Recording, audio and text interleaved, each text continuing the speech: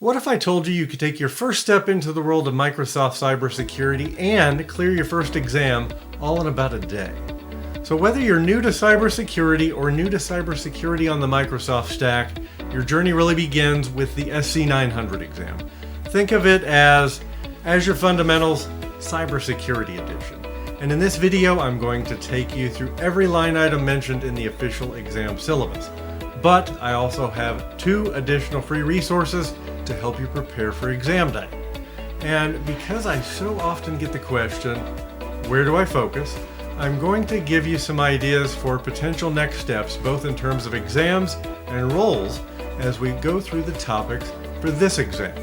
So if you'd like to get ready for SC-900 without wasting time or money, you're in the right place. Let's get started.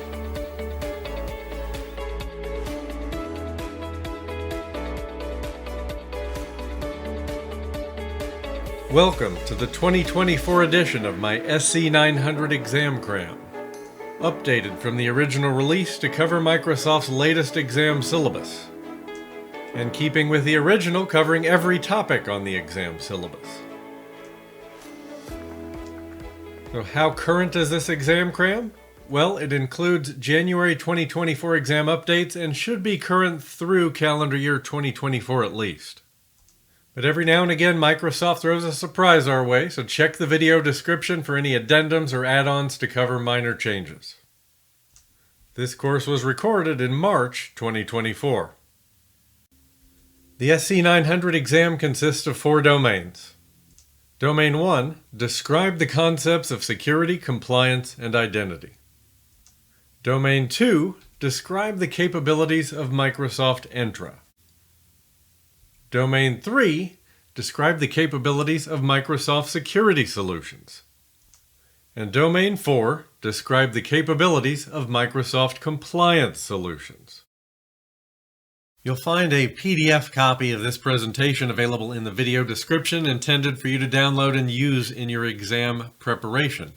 And the chapters within this course should appear automatically on the timeline, but just in case, you'll find a table of contents that's clickable in the video description, so you can hop forward and back in the video as necessary as you prepare. And I've also provided more than 80 questions in a free practice quiz you can use to assess your readiness for exam day. Using the resources I've provided here, I find most candidates are ready to take the exam and pass on their first try in around 1 day of effort. And to take just one more minute to wrap up that topic of expectations, let's look at experience briefly. So Microsoft has 3 levels of exams. Fundamentals, where it's expected that you're just getting started. The associate level or role-specific exams, where there's an assumption of 2 years of hands-on experience, more or less. And the expert level exams, where there's an expectation of 2 to 5 years experience, as well as the associate level certifications. And so where you are is that fundamentals level exam. So what that means in terms of exam specifics, you're looking at roughly 60 minutes in length, 40 to 60 multiple choice questions, and really lightly technical, focusing on feature and concept description. And we can gain some additional insight by focusing on the verbs in the exam syllabus itself. So if we look at the 4 domains of the SC-900, we see the verb describe used frequently. So what does that mean? Well, it means it focuses on basic knowledge of Microsoft security and compliance solutions. It's multiple choice questions, no hands-on, not deeply technical.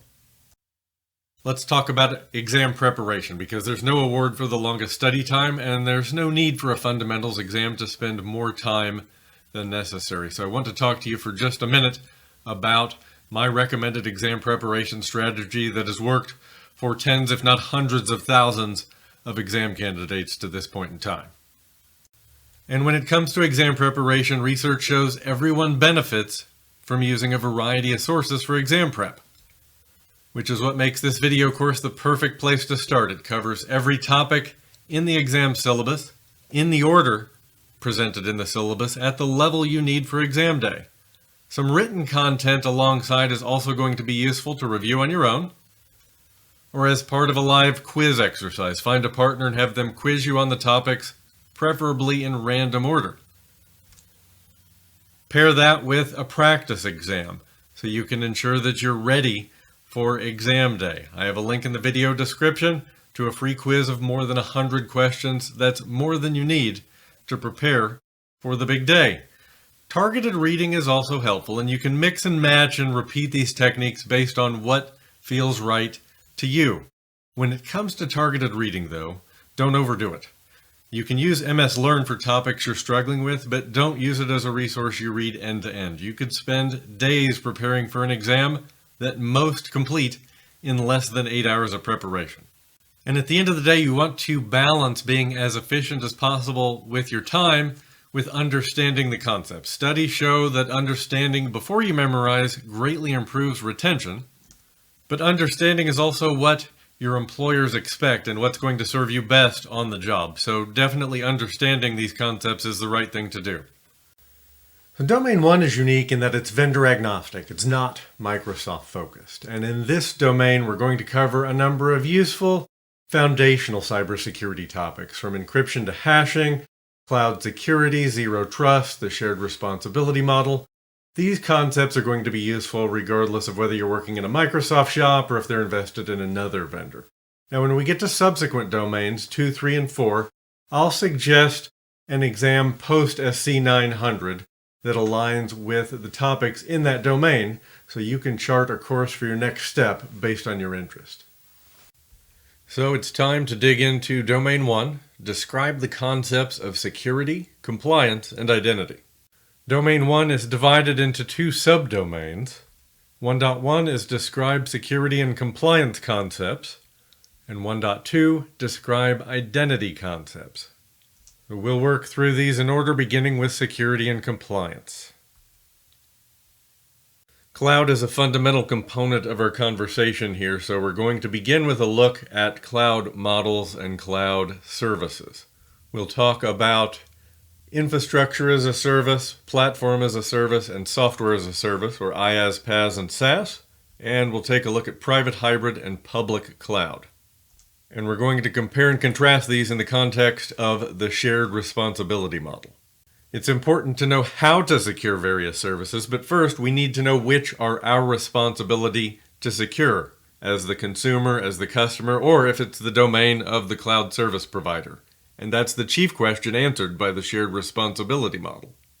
It begins on premises, where the answer is simple. It's 100% yours. But as we move into the cloud with infrastructure as a service, we see the cloud service provider taking on some responsibility. And as we move into platform as a service, the CSP taking on more responsibility still. And in software as a service, we're little more than a consumer of the cloud service. So we see, moving from left to right, the CSP is taking on increasing levels of responsibility. So on premises, that's where private cloud lives. And then when we take that step into infrastructure as a service, connecting on premises to the cloud, that's our hybrid cloud. And a hybrid cloud includes IaaS at minimum, connected typically by site-to-site VPN. So let's break IaaS down just a bit further. So here we see the CSP provides the building blocks like networking, compute, and storage, and the CSP manages staff, hardware, and the data center. Some examples of infrastructure as a service include Azure Virtual Machines, Amazon EC2, and Google Cloud Platform's compute engine.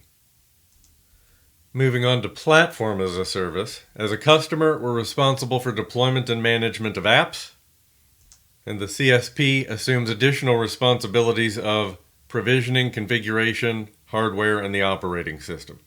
Some examples of PaaS services in Azure include Azure SQL Database, API Management, and Azure App Service. Moving on to software as a service, the customer really just configures the features. The CSP is responsible for management, operation, and service availability. Note that applications and data are a shade of light blue there. That's a shared responsibility. The customer has some responsibility in access management and data recovery. So here, the cloud service provider, Microsoft, gives us an identity platform to configure our access management, but we have to configure appropriate access for our organization. And while, for example, with Office docs, we can recover up to 500 versions in our OneDrive in SharePoint, it's up to us if we'd like to recover those files faster, which is why many customers will add an additional layer of backup. So if we have an event like ransomware attack that is successful, we can then restore those files all at once and recover business operations as quickly as possible. A common question I hear is security better in the cloud? And I'd say the answer to that question is objectively yes, and here's why. When we look at the traditional approach to security, it's a challenging function for businesses and it's often under-resourced. After all, it's not their primary focus. They're delivering a business service to their customers, and so it leaves unmet responsibilities, all those little white boxes. Now, if we compare that to the cloud, where we shift a lot of that responsibility over to the CSP. So all that gray there indicates commodity responsibilities we've shifted over to the cloud service provider so we can reallocate our resources to delivering value to our customers. And then in the light blue, we're leveraging cloud-based security capabilities, often services provided to us by the cloud service provider that are ours to configure. And the white boxes there representing cloud intelligence, often AI and machine learning driven, to help us improve detection and response time to potential threats. But that's a value proposition that cloud services and cloud security have in common. They allow customers to shift commodity responsibilities to the cloud service provider so they can reallocate resources to business-focused activities. Now we're going to shift gears into some foundational security concepts, beginning with Defense in Depth, which is a layered approach to security that doesn't rely on one method to completely protect your environment. You have layers: DDoS protection at the perimeter, a firewall, intrusion prevention, endpoint detection and response on your client endpoints, anti-malware on your server endpoints. So if one method doesn't stop the attacker, another will. A couple of related concepts here are Zero Trust, which is an approach to security architecture in which no entity is trusted by default. In fact, Zero Trust is based on 3 principles, and I think you should remember these: assume breach, verify explicitly, and least privileged access.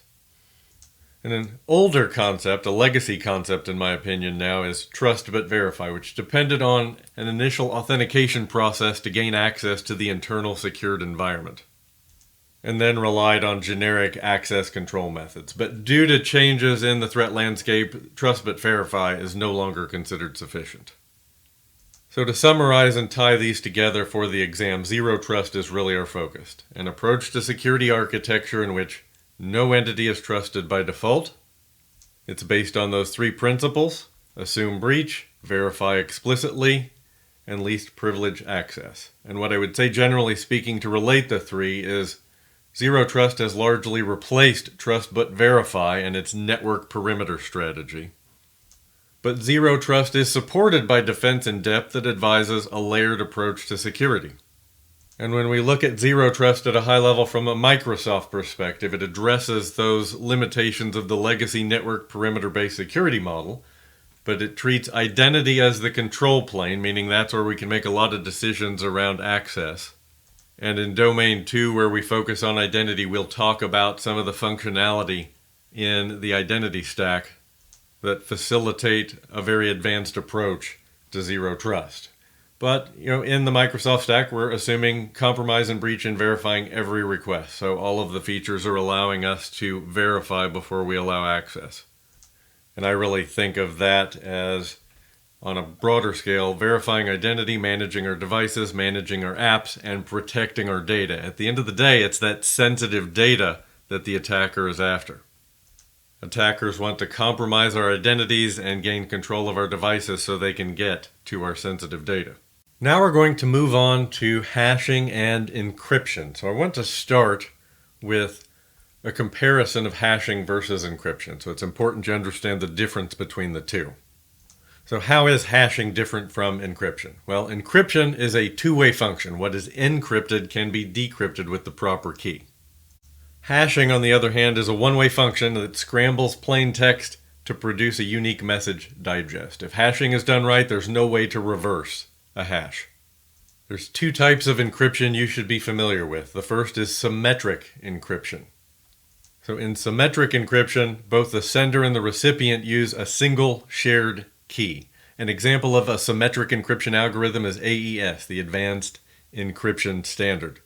So AES 256, which is AES with a 256-bit key, is the go-to for bulk data encryption for the US government, for the federal government, and Microsoft relies pretty heavily on it in their technologies as well. Then we have asymmetric encryption. So in asymmetric encryption, each party has a public and a private key. The public key is shared with the public, the private key remains unshared. Only the party has access to their private key. A couple of examples of asymmetric encryption algorithms include RSA and ECC, which is elliptic curve. Let's look at a simple example of asymmetric cryptography. So we have Franco and Maria, and Franco needs to send some sensitive data to Maria.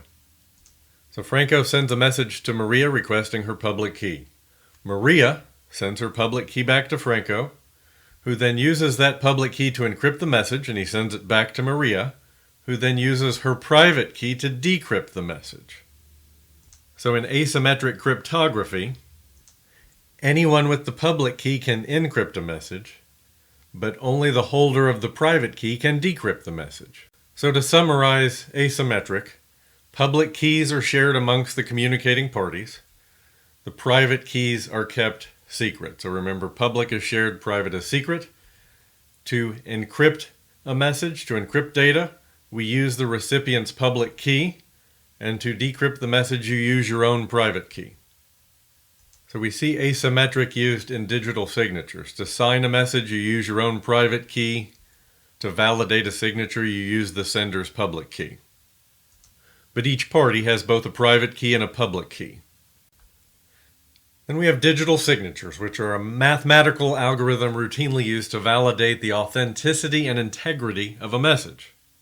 A message could mean an email, a credit card transaction, or a digital document. And the digital signature creates a virtual fingerprint that is unique to a person or an entity. But digital signatures rely on asymmetric public key cryptography and hash functions.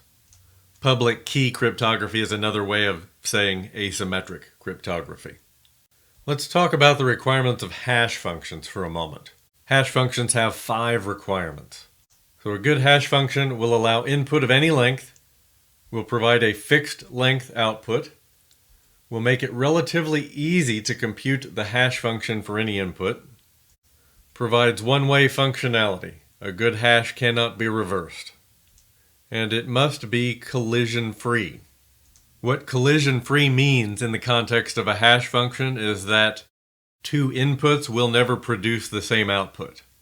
A couple of examples of hash functions you may have heard of would include MD5 and SHA-2. In fact, MD5 is very commonly used to hash a file to gauge integrity, but we don't use MD5 in security-sensitive functions because it does have some risk of collision. Next, we have cryptographic salts. So when you're authenticating with a password, your password is not passed over the wire in plain text, it's been hashed. And attackers may use something called a rainbow table of pre-computed values to identify commonly used passwords. Commonly used password hashes, more specifically. A salt is random data that's used as an additional input to a one-way function, to a hash that hashes the data, a password or a passphrase. So because we're adding that salt, that random data, the hash for the common password is going to look different than it would without the salt. Therefore, adding salts to passwords before hashing reduces the effectiveness of rainbow table attacks. To wrap up encryption and hashing, let's talk through some common uses. Symmetric cryptography is fast, so it's typically used for bulk encryption, meaning encrypting large amounts of data. Asymmetric is used for distribution of bulk encryption keys, that shared key. And that's a real challenge with symmetric cryptography, is distributing that key to multiple parties, and that's where asymmetric can work with symmetric to help us in key distribution. Authenticating identities via digital signatures and certificates, and non-repudiation services and key agreement. Non-repudiation means we can prove an action beyond a point at which a party could deny having performed that action. Hash functions we see in verifying digital signatures, generation of pseudo-random numbers, and integrity services, data integrity and authenticity. For example, if I'm uploading a file to the cloud programmatically, I could run a hash on that file, upload the file, and run the hash again, and the hash should be the same both before and after the transfer. If I hash the cloud copy of that file and it matches the on-premises hash, I know that the file is intact, that I have maintained integrity in the transfer. Next, we're going to talk through the interrelated concepts of governance, risk, and compliance, or GRC for short. GRC focuses on policies, processes, and technologies that help an organization reduce risk and improve compliance. And it begins with governance, the system of rules, practices, and processes an organization uses to direct and control its activities. Now, many governance activities arise from external standards, obligations, and expectations, although they could also stem from internal standards and policies. But in short, governance creates a framework for oversight. Then we have risk, which is the process of identifying, assessing, and responding to threats or events that can impact company or customer objectives. Organizations face obvious external risks like hackers and disasters, but also internal risks. Internal risks include leaks of sensitive data, intellectual property theft, and fraud. And finally, we have compliance, which is adherence to regulations, whether multinational, national, state, or federal laws, or even industry regulations that an organization must follow. Regulations that are mandatory, that are required. 3 tenets of compliance include data residency, data sovereignty, and data privacy. You should be familiar with all 3. So let's dig into those 3 a bit further. So we have data residency, so governance of the physical locations of data, where it can be stored, how and when it can be transferred, processed, or accessed internationally. It's important to remember that these regulations can differ significantly depending on jurisdiction. For example, the rules in the United States are different than if we're subject to European Union jurisdiction. So in the US, we have one set of data privacy laws. In the EU, they have another. And there's the concept of sovereignty. So data is subject to the laws and regulations of the country or region in which it's physically collected, held, or processed. This is particularly important with regards to personal data, which is regulated by multiple nations. A law you will hear about frequently is GDPR, which applies to personal data of customers in the European Union, and GDPR applies to any company who has customers in the European Union. And finally, we have privacy. Providing notice about the collection, processing, use, and sharing of personal data are fundamental privacy principles enforced through laws and regulations. But personal data in this context means any information relating to or identifying a natural person. Social security number, medical records, etc. Now we're going to move into 1.2, describe identity concepts. And here again in Domain 1, we're keeping it conceptual. A bit earlier, we had talked about that concept of the traditional security architecture, the traditional network architecture. And that typically revolved around a perimeter firewall. We had a network security perimeter that surrounded the organization. Everything inside the perimeter was trusted, everything outside untrusted. And here we were typically operating under the trust but verify model.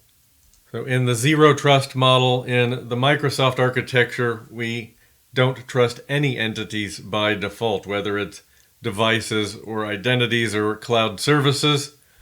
We have to earn trust at every step, and security is based around identity, not on the network perimeter. And identity is not the only thing we'll consider, but it is a core component. So whether we're talking about on-premises applications and data or in the cloud, we're going to look at that identity as the first step. Is that user coming from a location we expect? Can they respond to the multi-factor authentication prompts?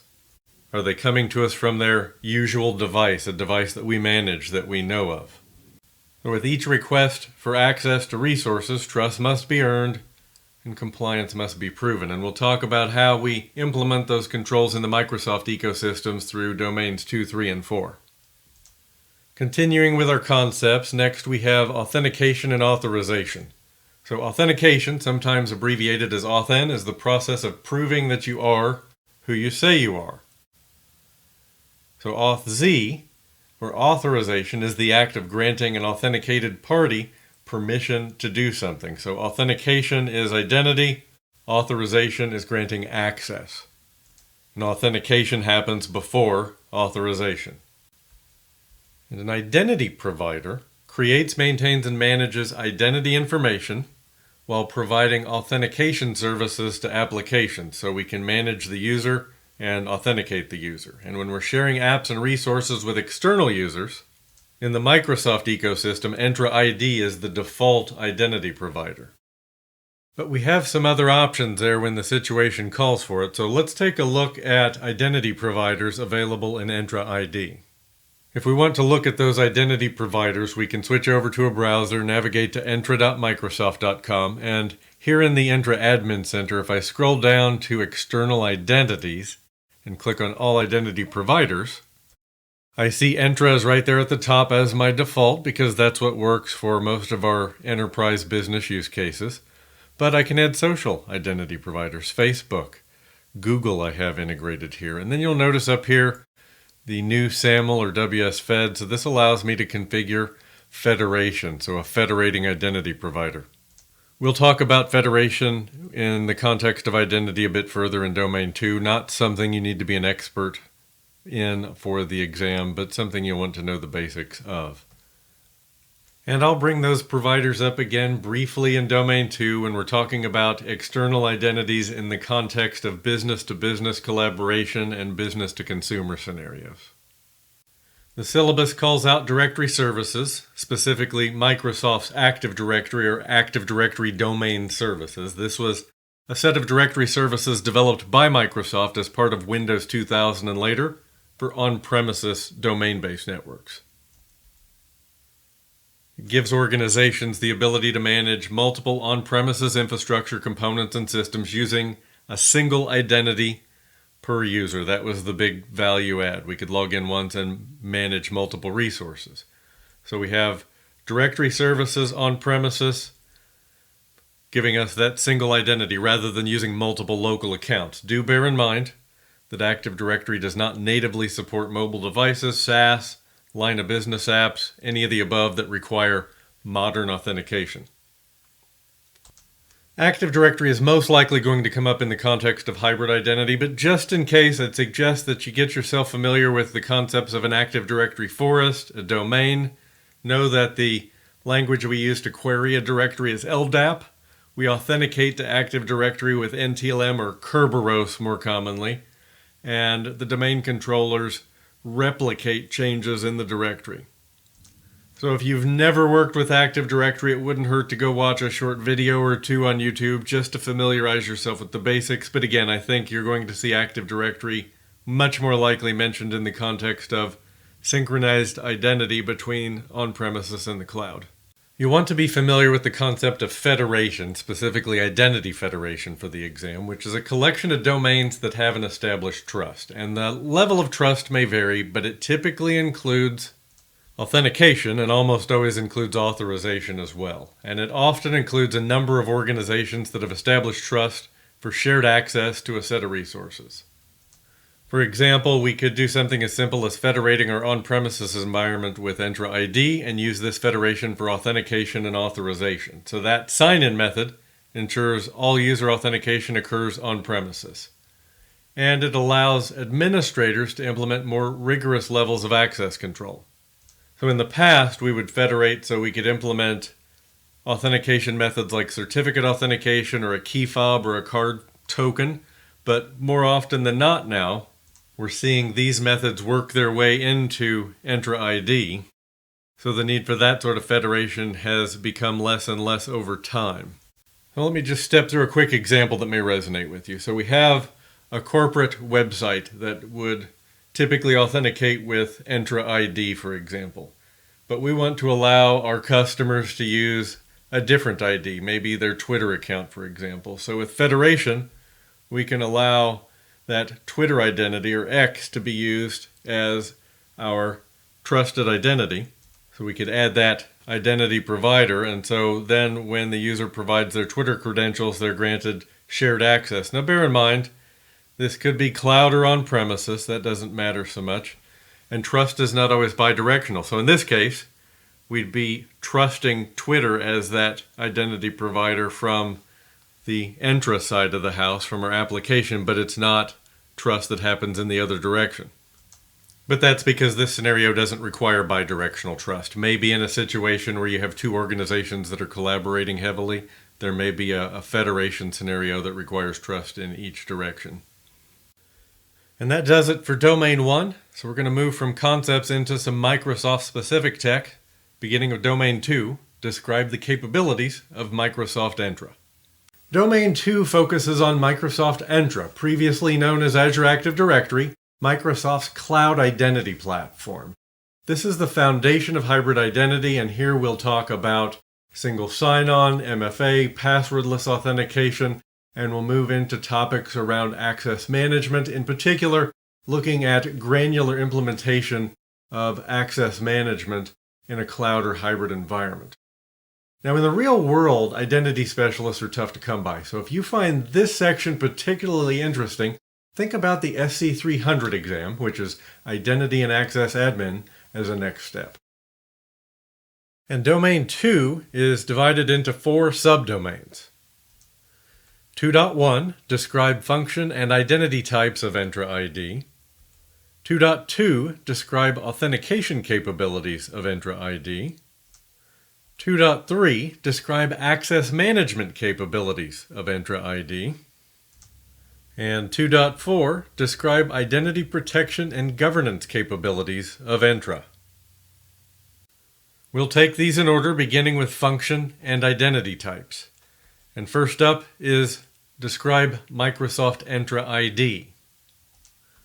Entra ID is Microsoft's cloud-based identity and access management service, which helps your employees sign in and access resources like internal resources, your apps on your corporate network or your custom cloud apps, as well as external resources like Microsoft 365, the Azure portal, and a wide variety of SaaS applications.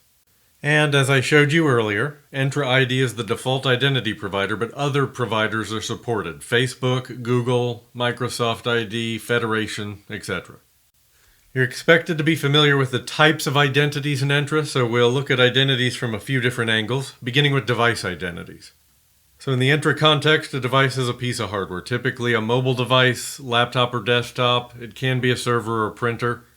They can be set up in different ways in Entra. The 3 you'll want to be familiar with are Entra Registered, which could be a Windows 10 or 11 device, iOS, Android, Mac OS. An Entra Registered device is a personal device that gains some work features and access. Single sign-on, some access to work resources. Essentially a personal device that we want to use in some limited capacity for work. We have Entra Joined. These are devices that exist only in the cloud, but Entra Joined devices are owned by an organization and signed in with their Entra account. So they're joined to Entra, but they don't have a machine account in on-premises Active Directory domain services. And then you have Entra Hybrid Joined, and these devices are joined to Active Directory domain services, but also to Entra, so they're joined to both. So in your organization that doesn't have an on-premises Active Directory domain services instance, Entra Joined is going to be the option for work devices, and you'll see Entra Hybrid Joined for enterprises that have an on-premises Active Directory domain services and are synchronizing identities to the cloud, to Entra. Now we'll shift gears and talk external identities, and we'll look at external identities from a couple of different angles, one of which is easier to consume conceptually, and the other which aligns a little better with the Entra user interface. So we have B2B collaboration that enables external users to use their preferred identity to sign into Microsoft and other enterprise applications, be those SaaS apps or custom developed apps. And this supports both social identities and Entra ID. Next we have B2B Direct Connect. This establishes a mutual two-way trust with another Entra ID organization. This is very useful for heavy daily collaboration with close business partners. And this feature supports multiple two-way trust, so you can have multiple close business partners. And essentially, this allows folks to continue using their ID from their own Entra organization. So it really makes collaboration feel just like they're talking to members of their own company in most cases. Then we have B2C, or business to consumer. This is publishing modern SaaS apps or custom developed apps to consumers and customers while using Entra B2C for identity and access management. Entra B2C works well for those scenarios where you need to work with large numbers of customers who are really just an external consumer. They're not a work relationship or a B2B collaborator. And you can provision Entra IDs for all these users, or you can go the route of letting them use their social identities. Then there's Entra multi-tenancy, where we have a multi-tenant organization. This is collaboration with multiple tenants in a single Entra organization via cross-tenant synchronization. This is good for conglomerates, mergers, multi-cloud, department, test staging environments. This is a newer feature in the history of Entra and would be useful in larger organizations, so I don't see this one as much. So if I take a step back and look at a high level, we have B2B collaboration that allows you to share your organization's apps and services with guest users from other organizations while maintaining control over your own data. It uses an invitation and redemption process, allowing external users to access your resources with their credentials. And then that B2C route, where we have a customer identity access management angle, so external users can sign in with their preferred social, enterprise, or local identities to get single sign-on to your applications. So I'd say at the very highest level, you're taking users down one of these two paths. And in B2B, we have different flavors of B2B. We have options in B2C.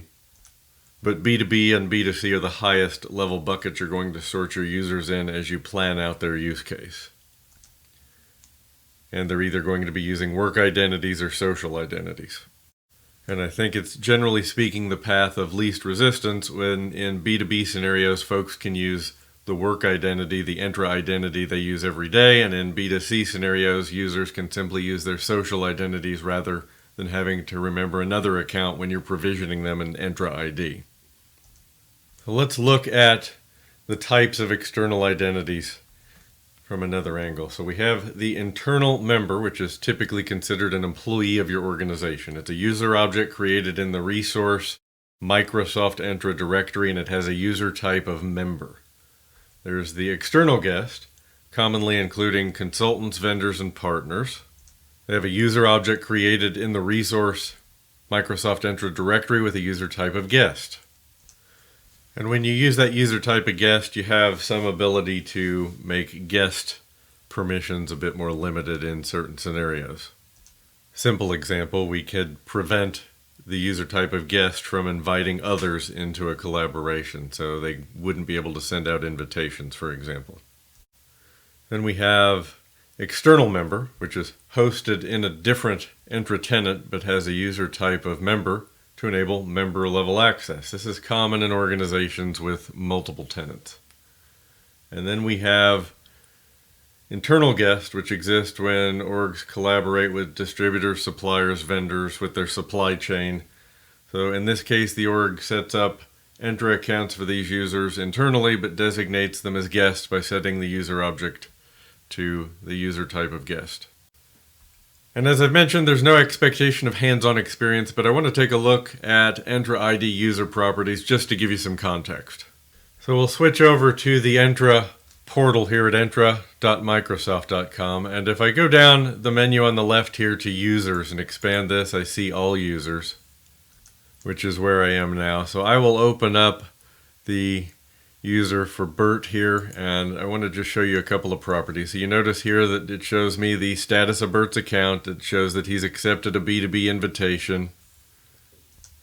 Shows me Bert is an external user. His user type is guest. I can come in here and edit his properties, and if I want to change him to the user type of member, I can do that, which is potentially going to change his capabilities in my directory.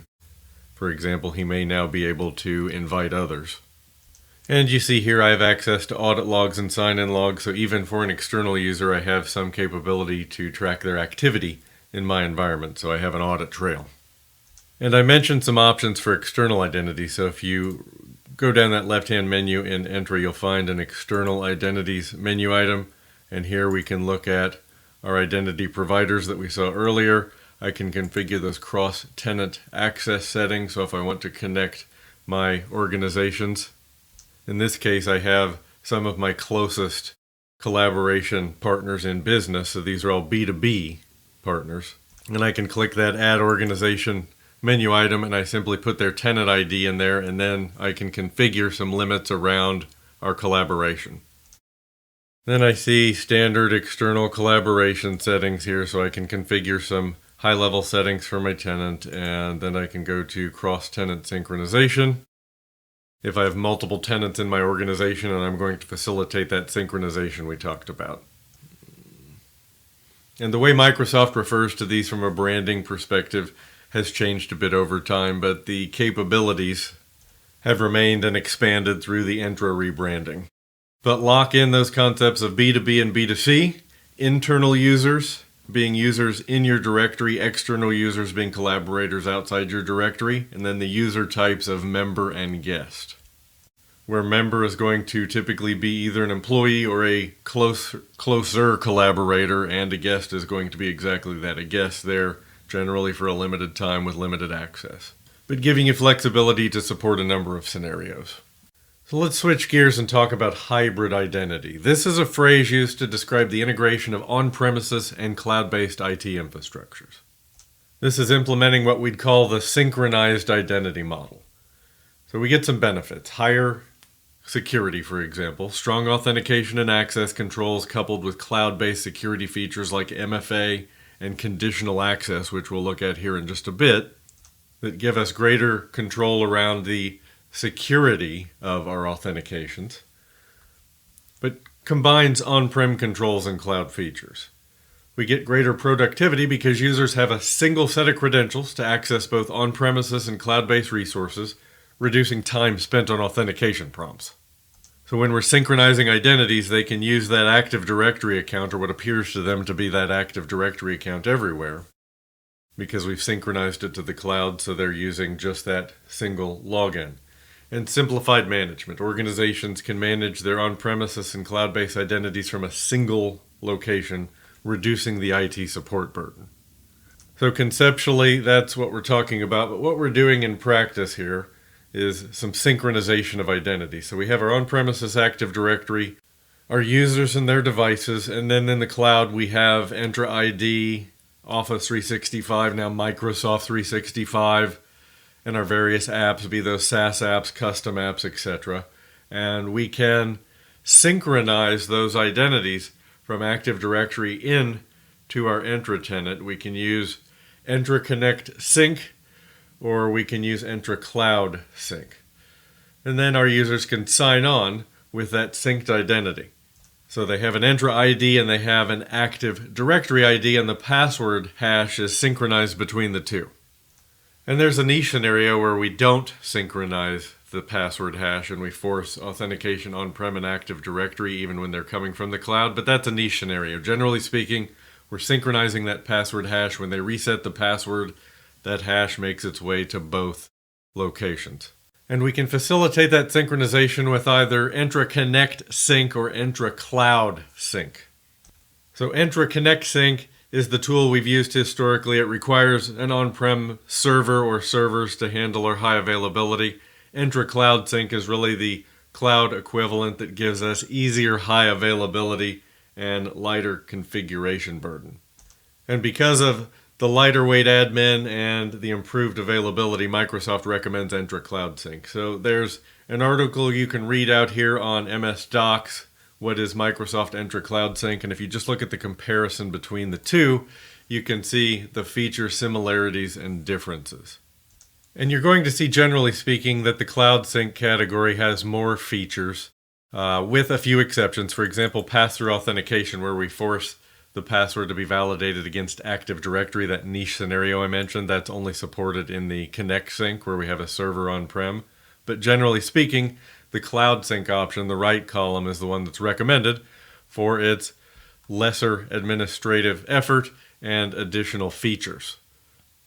But for purposes of this exam, just to be familiar with those two names, those tools, know that that's how we're synchronizing our identity and our groups and our password hashes, and that the cloud option is generally preferred, the Entra Cloud Sync.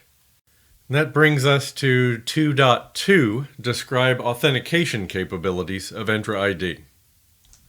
So here I'm going to talk you through authentication methods. We'll touch on their various levels of quality and Microsoft recommendations. So we begin simply with password, the most basic level of authentication and the least secure. We then have password and a text message, an SMS, or we can respond to a voice prompt. This gives us multi-factor authentication in the least secure form. Not only Microsoft, but NIST has been recommending against using SMS as a second factor due to the fact that it's been breached multiple times in the real world. And then moving on, we have password and the Microsoft Authenticator app, or what we call a software or hardware oath token. So let's just drill down into each of these briefly. So we have the Microsoft Authenticator app, which can be used as a primary form of authentication to sign into any Entra account. So we can move from simple password into Entra being our primary mechanism. It can also be used as an additional verification, an additional factor of authentication during self-service password reset or Entra ID multi-factor events. But to use the Microsoft Authenticator app, a user has to download it to the phone app and register their Entra account. But the app is available for Android and iOS, so you can get it for any mobile device you likely have. And again, the additional verification, that's a second factor of authentication. So I may use second factor, MFA, multi-factor interchangeably here during this discussion. And then we have the oath token. So what is this exactly and how does it work? Well, OAuth stands for Open Authentication. It's an open standard that specifies how time-based one-time password codes are generated. So that 6-digit code you've used likely before. And you have two types of oath tokens. You have the software oath, which are typically applications. So Entra ID generates the secret key or seed that's input into the app and used to generate each one-time password on a rotating basis. So for example, the Microsoft Authenticator app serves as a software oath token. A hardware oath token is a small hardware device that looks like a key fob but displays a code that refreshes every 30 or 60 seconds with a secret key or seed pre-programmed into it. I would venture a guess that many of you have used that Authenticator app as a software oath token, but far fewer of you have actually seen or used a hardware oath token.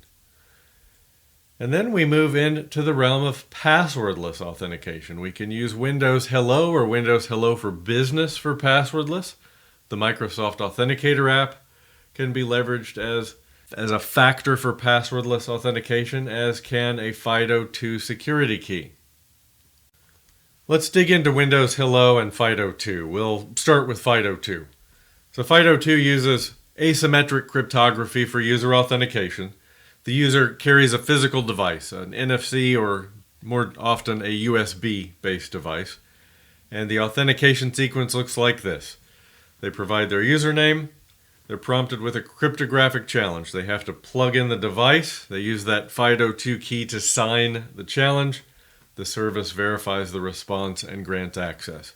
Certainly a secure method of authentication, somewhat less convenient than other methods because the user has to carry a physical device. Then we have Windows Hello for Business. This is an authentication feature built into Windows 10 and later. It replaces password with strong two-factor authentication on PCs and mobile devices. It allows users to authenticate to a Microsoft account, an Active Directory account, an Entra ID account, a third-party identity provider, or a relying party service that supports FIDO2. And Windows Hello is for personal devices and uses a PIN or a biometric gesture generally, and Windows Hello for Business leverages key-based or certificate-based authentication more often, but both replace passwords. They are passwordless. So Windows Hello for Business is solving for a number of problems. Strong passwords can be difficult to remember, and users will often reuse passwords on multiple sites. So if they're breached on one site, they're effectively breached on multiple. Server breaches can expose symmetric network credentials, passwords. Passwords are subject to replay attacks. And users can inadvertently expose their passwords due to phishing attacks. Imagine the reduction in exposure to phishing attacks when users no longer have a password. They can't be tempted to enter a password in those phishing attacks or to go reset a password because they're not using one. So let's talk about the relative quality of these. So if we look at it simply as a good, better, best, password alone is bad, generally speaking. A second factor with SMS or voice is good. When we move into Authenticator app and software or hardware oath, we're better, and the best case is passwordless. Now, if we look at it from the perspective of security, usability, and availability, you see that Windows Hello, the Authenticator app, FIDO2 score high in all three categories. And as we move down the list, we see security dropping just a bit with hardware and software oath, usability dropping a bit with the hardware devices where we have to carry something in our pocket, and as you'd expect, passwords being at the bottom of the list, low security, but certainly very usable and highly available. So continuing down the road of multi-factor, a couple of concepts we want to touch on. First, I want to talk about single sign-on or SSO, which means the user doesn't have to sign into every application they use. Essentially, the user logs in once, that credential is used for multiple applications. Single sign-on based authentication systems are often called modern authentication, and they'll use a variety of methods that we've looked at here today, but the key for SSO is the user signs in once, and that credential is used for multiple apps. And in that synchronized identity model, they're accessing multiple apps on premises and in the cloud using that single credential. Multi-factor authentication, or MFA, works by requiring two or more of the following authentication methods. Certainly this is true for Entra ID, but really any identity platform that supports MFA. Something you know, like a PIN or a password. Something you have, a trusted device such as your mobile phone, a FIDO2 key. And something you are, biometric. This could be finger or thumbprint or a face recognition, which really depends on the mobile device you're carrying more often than not. And we have multiple methods to facilitate this. We saw the Authenticator app, a voice call, SMS or text message, the hardware oath or FIDO option. So a number of options. In the Entra and Microsoft ecosystem, conditional access in Entra ID will play a central role in facilitating granular MFA, and we're going to dig into conditional access later here in Domain 2. So let's talk password protection and management. So in the area of password management, we have self-service password reset, which is a feature of Entra ID that allows a user to change or reset their password without administrator or help desk involvement. SSPR facilitates password change, essentially when a user knows their password but wants to change it to something new. Password reset, when a user can't sign in, such as when they forget the password and need to reset it.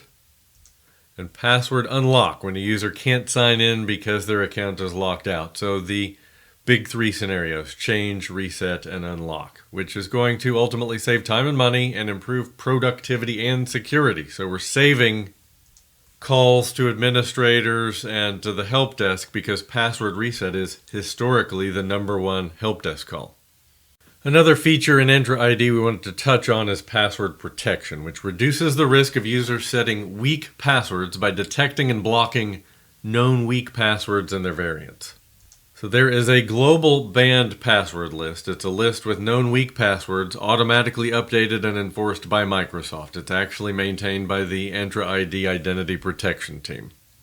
You can create a custom banned password list, which prohibits passwords such as the organization name or location. But generally speaking, it should be focused on organization-specific terms. Microsoft is taking care of the basics for you.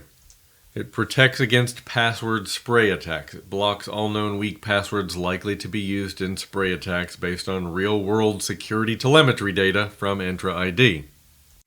And it provides hybrid security, integrating Entra ID password protection with an on-premises Active Directory domain services environment. And that brings us to 2.3, describe access management capabilities of Entra ID.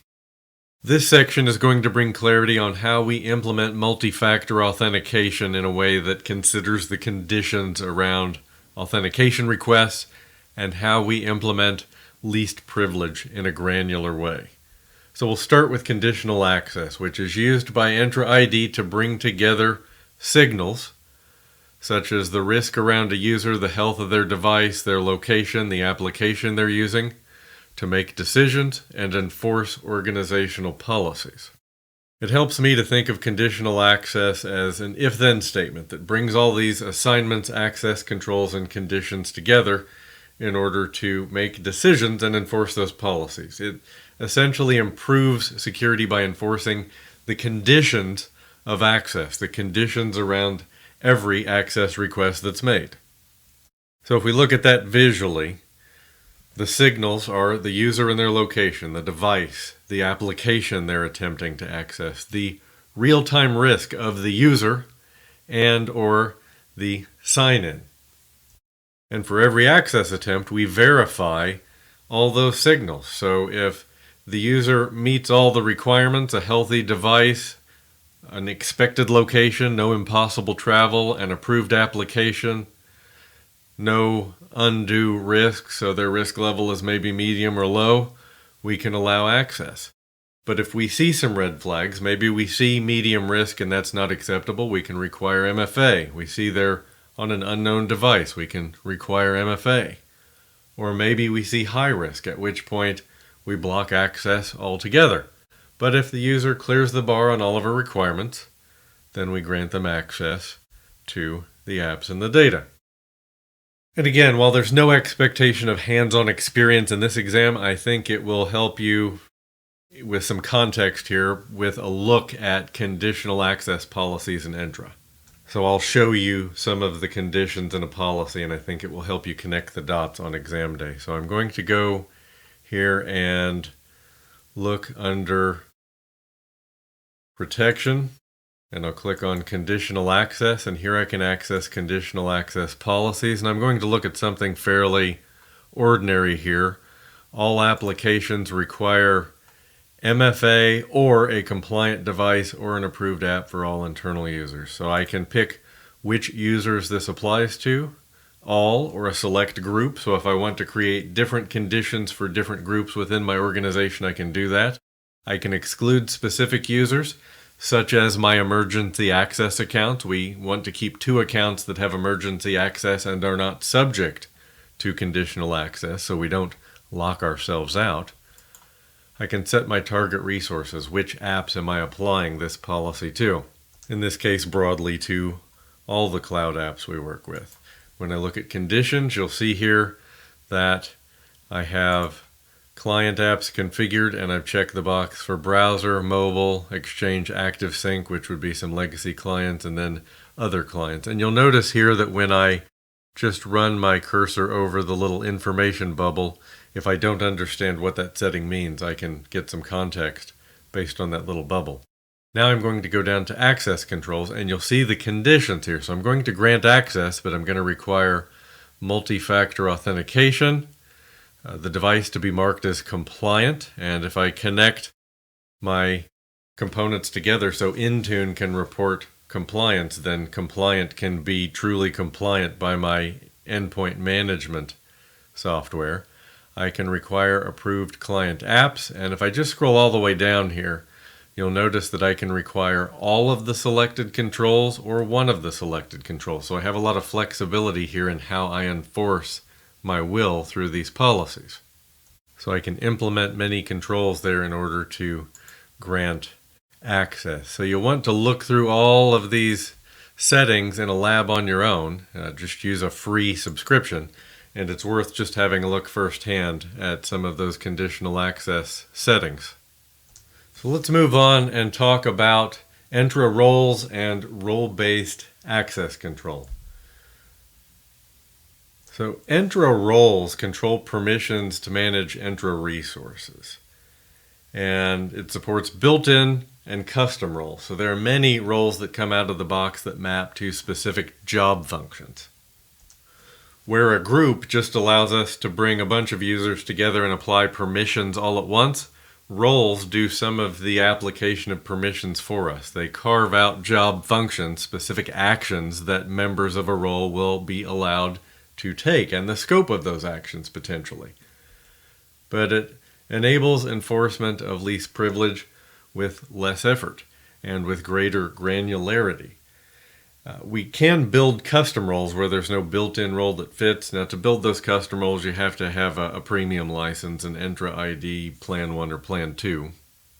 But most organizations are typically going to have at least a Plan 1 anyway. Then we have Azure RBAC, or Role-Based Access Control. So RBAC helps you manage who has access to Azure resources, which resources or areas they have access to, and what they can do with those resources.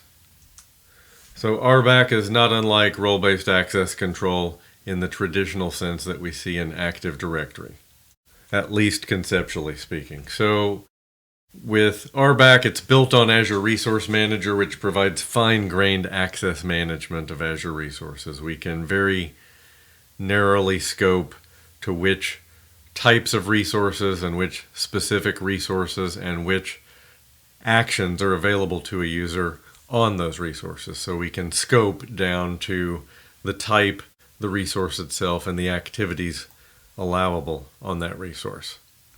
So it's not just read, write, change, delete, full control like we see in Windows.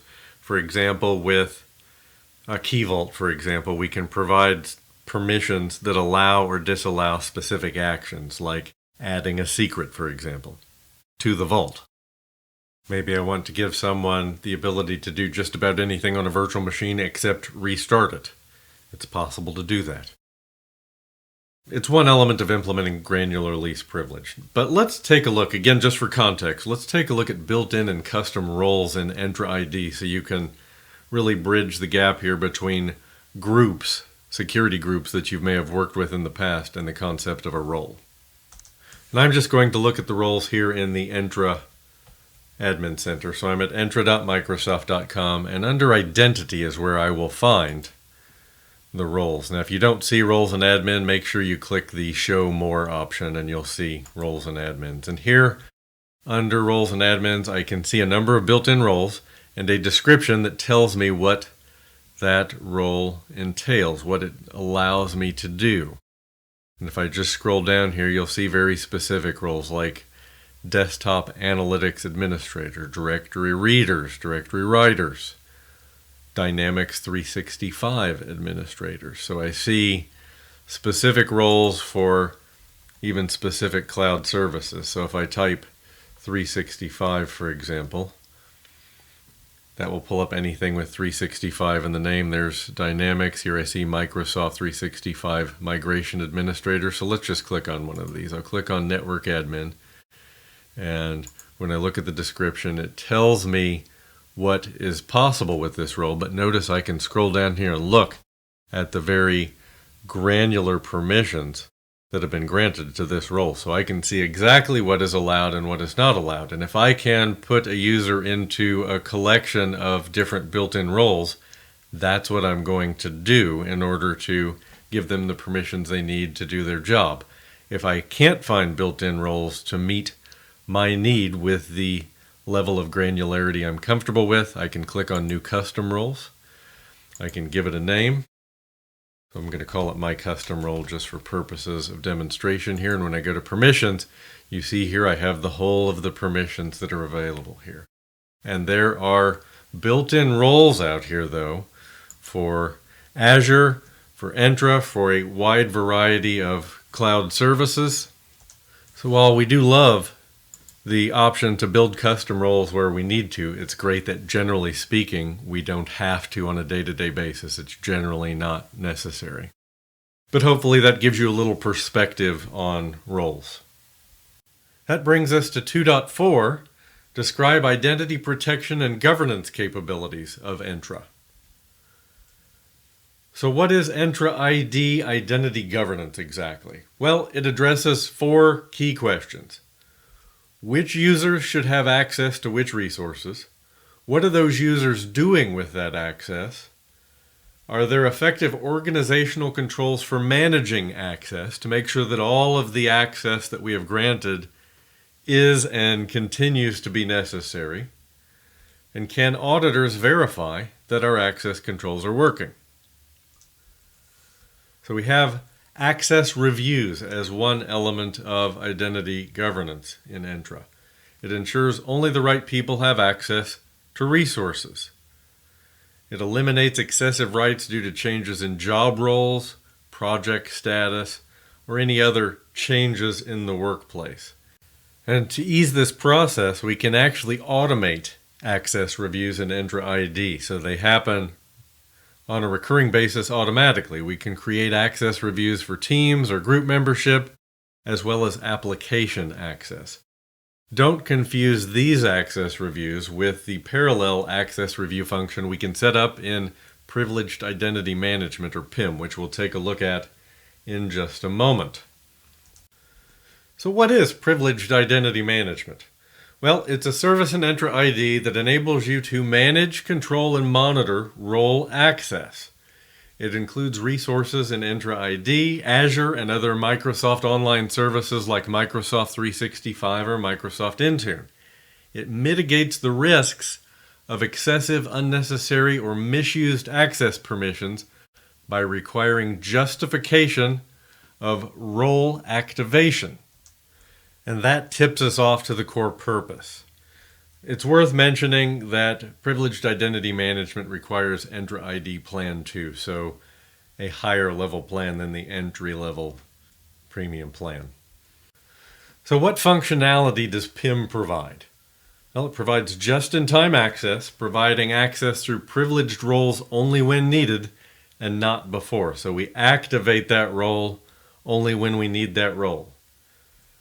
Time-bound access by assigning a start and end date and time when the user can access those resources. And approval-based access, requiring specific approval to activate privileges. So I can certainly set up PIM to where a user will activate a privileged role only when they need it, and that activation will be logged. I can have an email notification go out, or for especially sensitive roles, I can require approval of that activation, in which case a human person in a decision-making role has to go click the button to say, yes, I approve this activation.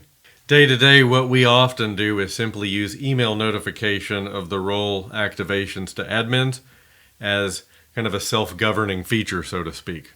Folks are typically going to behave appropriately and only activate roles when they're needed, when they know everybody is being informed of their activations. It's visible, though, sending notification whenever those roles are activated, and it's auditable because there's a full access history and audit trail that can be downloaded. But it's just-in-time, time-bound, and approval-based. So I can activate my Intune admin role for an hour or 4 hours or 8 hours, whatever the PIM settings have been configured to allow me to do, and only for the roles that have been made available to my Entra ID.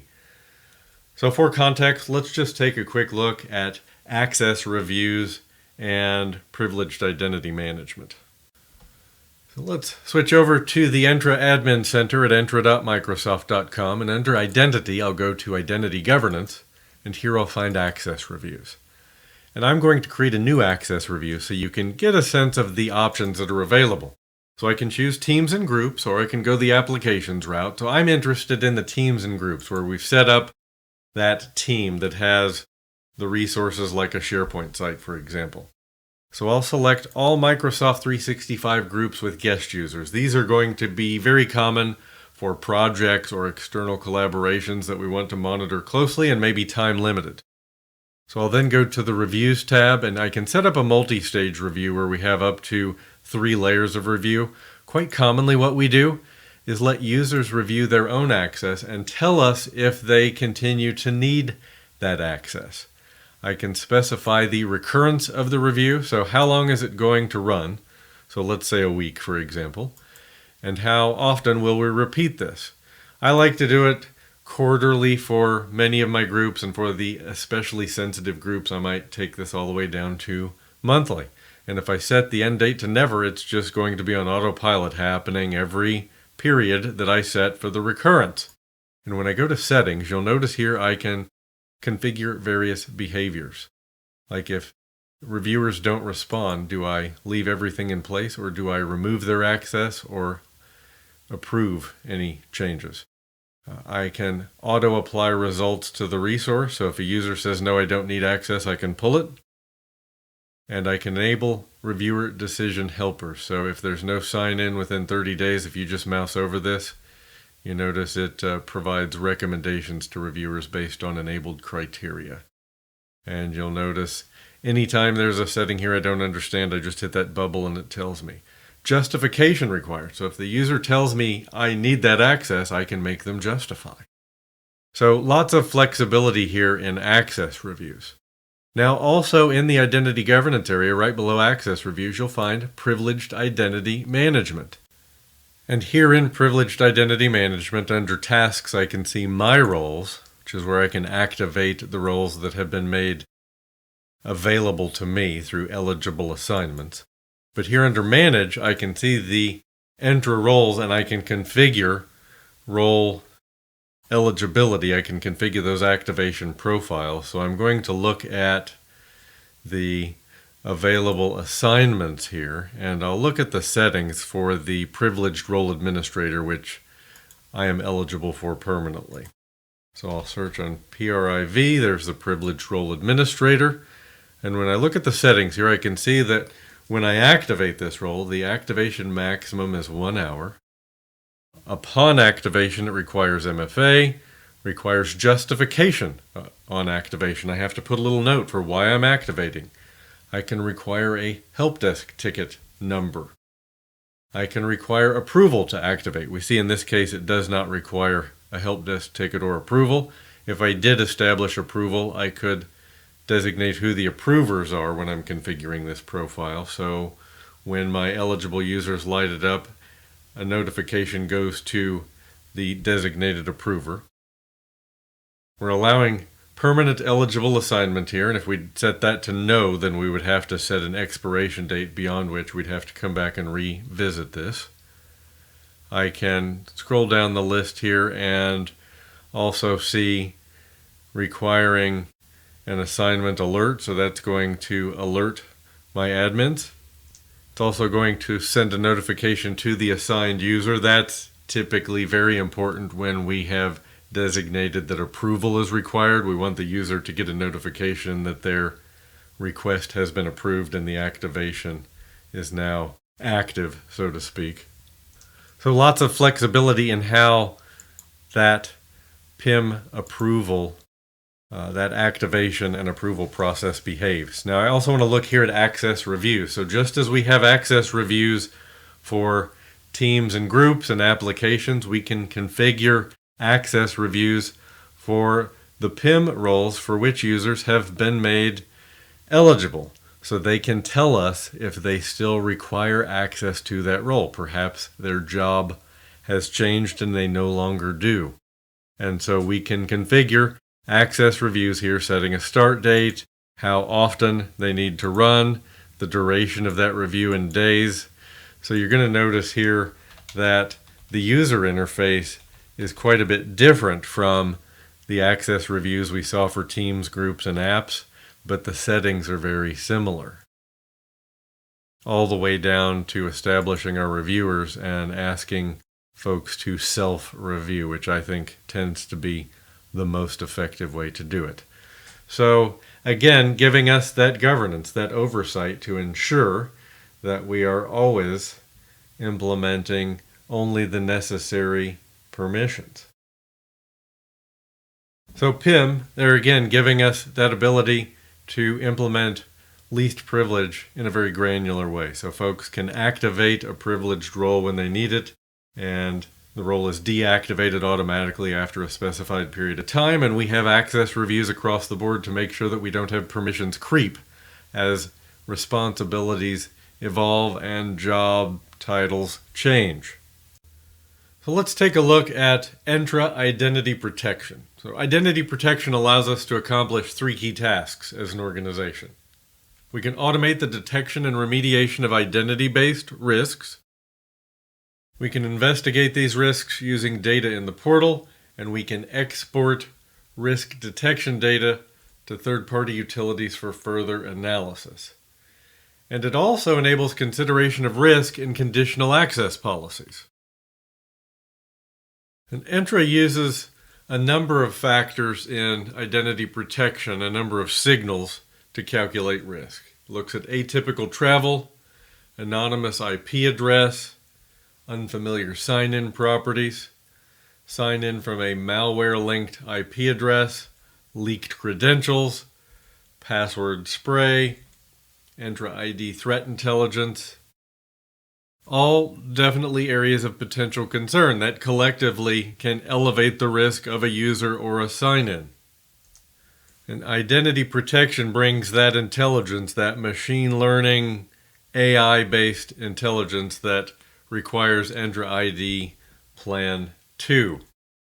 So it's the identity protection feature that gives us the real-time risk signal for consideration in our conditional access policies. So let's switch gears and talk about Entra Permissions Management. Permissions Management in Entra is a cloud infrastructure entitlement management solution, and it provides visibility into permissions assigned to all identities. It can identify overprivileged workload and user identities, actions and resources across multi-cloud infrastructures. There's that key phrase, multi-cloud, that tells us this is not just an Azure solution. So it focuses on three use cases. Discovery, so assessing permission risks by evaluating the gap between permissions granted and permissions used. A remediate phase, so right-size permissions based on usage, granting new permissions on demand and automating just-in-time access, and monitoring anomalous activities, generating alerts, and detailed forensic reports. But it's multi-cloud, so it supports cross-cloud permissions discovery, so Azure, AWS, Google Cloud Platform. So just for context, let's take a quick look at the identity protection feature. So when I switch over here to the Entra Admin Center, I can look under the Protection menu, and I find Identity Protection. And here I can see User Risk. We'll start here. I can apply this to all my users or specific groups. I can configure the user risk level. So let's say I go with High, and I'm going to enforce an action on High, and I can decide if I'm going to block access or if I want to allow access but require a password change. But I can establish my risk tolerance there and my response to that risk. Now let's go look at sign-in risk. Similar here, I can set my user assignment for all or limited groups, and then I can specify my response based on my risk tolerance. So if I say I'm good until they hit High, I'll select High, and then you see here I can allow access but require multi-factor authentication. So you see the first risk was applying to the user themselves, and here we're applying to sign-in events. And once I have this in place, I then have some reporting available to me. Reports around risky users, risky workload identities, risky sign-ins, any risk detections. They're all right here in my reports. And I can incorporate risk into my signals in conditional access. And that's a wrap on Domain 2, bringing us to Domain 3, describe the capabilities of Microsoft Security Solutions. Domain 3 covers a broad range of Microsoft security solutions designed to secure infrastructure, devices, apps, and information. And we'll touch on a number of key acronyms here as well, including EDR, XDR, SIEM, SOAR, and the SOC, the Security Operations Center. If the technologies in this domain appeal to you, consider looking into the SC-200 exam. The SOC Analyst exam is the next step. SOC analysts skilled in Defender and Sentinel are very much in demand, and good SOC analysts are always employable. And Domain 3 consists of 4 sections or subdomains. And those are 3.1, describe core infrastructure security services in Azure. 3.2, describe security management capabilities of Azure. 3.3, describe capabilities of Microsoft Sentinel. And 3.4, describe threat protection with Microsoft Defender XDR. So we'll get right into 3.1, which begins with Azure Distributed Denial of Service or DDoS protection. So a distributed denial of service attack is really a class of attacks. We have a denial of service attack, which is a resource consumption attack intended to prevent legitimate activity on a victimized system, such as a cloud service you're hosting in Azure. A distributed denial of service attack is a denial of service attack utilizing multiple compromised computer systems as sources of attack traffic. You'll often hear about bots or a botnet, and these are systems that are controlled by a bad actor. Often the systems of normal users on the internet that have been weaponized. And here, Azure DDoS can help. So the standard tier of Azure DDoS provides enhanced distributed denial of service mitigation features to defend against DDoS attacks. It also includes logging, alerting, and telemetry not included in the free basic tier that's present in Azure by default. And when I say present by default, I mean there's nothing you need to do to enjoy the protections of that basic tier of Azure DDoS. Next, we have Azure Firewall, which is a managed cloud-based network security service that protects your Azure virtual network resources. It's a fully stateful firewall as a service with built-in high availability and unrestricted cloud scalability. Now, under the hood, Azure Firewall is a virtual appliance, or really multiple virtual appliances. And when I say built-in high availability, it's going to provision multiple instances and it'll handle the scale for you. So you're not left with the job of painstaking management of the sizing and scaling up and down, in and out of your virtual appliances. And for enterprises with multiple Azure firewalls, there's Azure Firewall Manager that enables central management of multiple Azure Firewall instances across regions and subscriptions, enabling us to roll out rules and policies to all of our firewalls from a central location. Next, we have the Web App Firewall. An Azure WAF provides centralized protection of your web applications from common exploits and vulnerabilities. The WAF is based on core rule sets from the Open Web Application Security Project, or OWASP. And it automatically updates to include protections against new vulnerabilities with no additional configuration needed. So it protects out of the box against common attacks like SQL injection and cross-site scripting, which are listed on the OWASP Top 10. So with these core rule sets, the Azure Web App Firewall is actually providing you open source support, because the OWASP core rule set is a free open source collection of rules that work with any compatible web application firewalls. And in fact, web app firewalls from multiple cloud service providers work with these core rule sets. Azure WAF supports multiple versions of the core rule set, so organizations can adopt evolving changes as they're ready. OWASP is an online community. They produce a number of free tools you can find at owasp.org. But this makes protecting against the OWASP Top 10 threats we see on their list they publish each year a much easier task. In fact, I want to show you, just briefly for context, how we apply those core rule sets in an Azure Web App Firewall instance. So here I'm at the Azure portal, portal.azure.com. I'm going to find Web App Firewall in the left menu or up here on top if I've used it recently, and here we see it. So I'll click on Web App Firewall, and I'm just going to create a new instance quickly. And I'll just call this a regional WAF. And we'll go over to Managed Rules, and here you can see the OWASP 3.2 core rule set is ready for me to apply. Now, if I hit the drop down, you'll notice they support 3 versions, 3.0, 3.1, 3.2. And I can go in here and turn all of these on, or I can adopt a partial set if I have a reason for doing so. Generally speaking, in simple situations, we're going to go with the full rule set out of the box. But point being, you can come in here and enable everything you need with just a couple of clicks, so quite easy. But that web app firewall is web app focused, so it's going to be a complementary solution, a bit more solution specific or function specific, but also less expensive than running a full Azure firewall.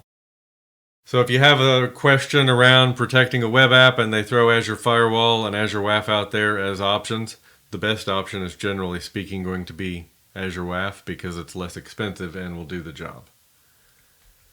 All right, moving on, let's talk about the network security group. So a network security group contains security rules that allow or deny inbound traffic to or outbound traffic from several types of Azure resources.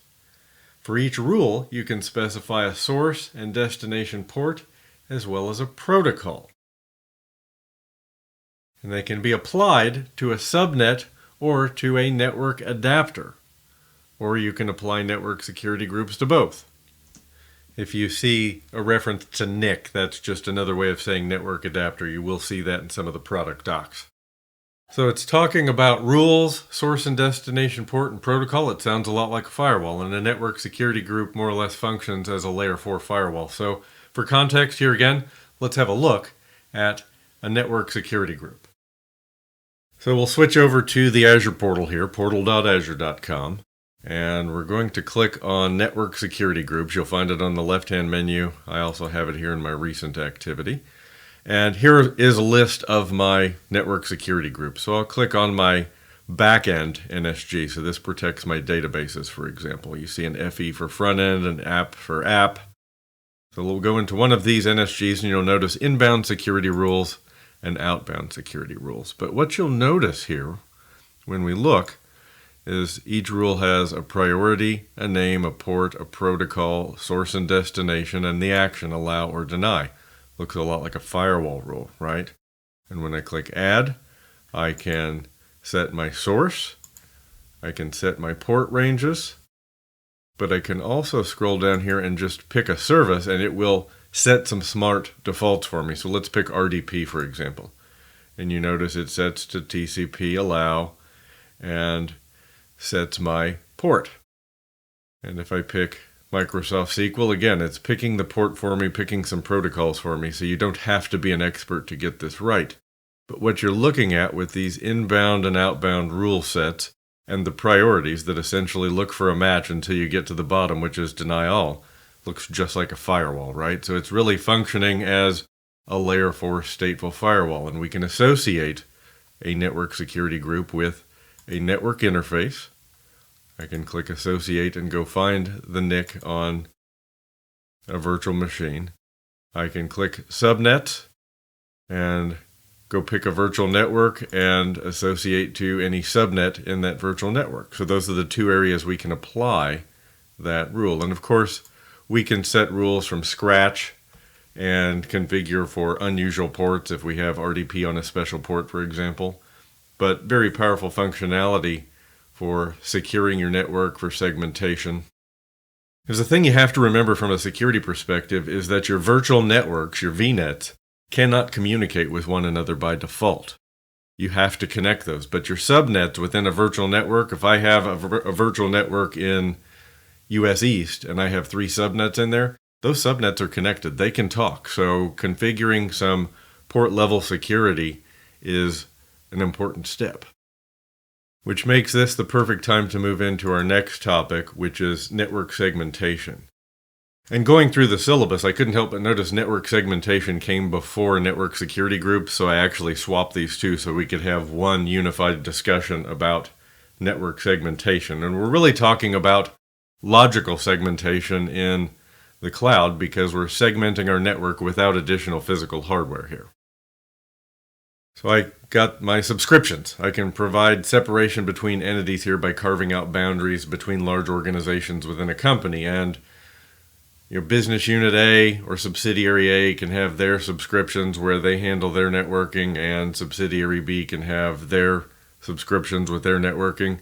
And the two don't intermingle unless we set up some sort of peering or VPN sort of arrangement. But the communication between resources and different subscriptions needs to be explicitly provisioned.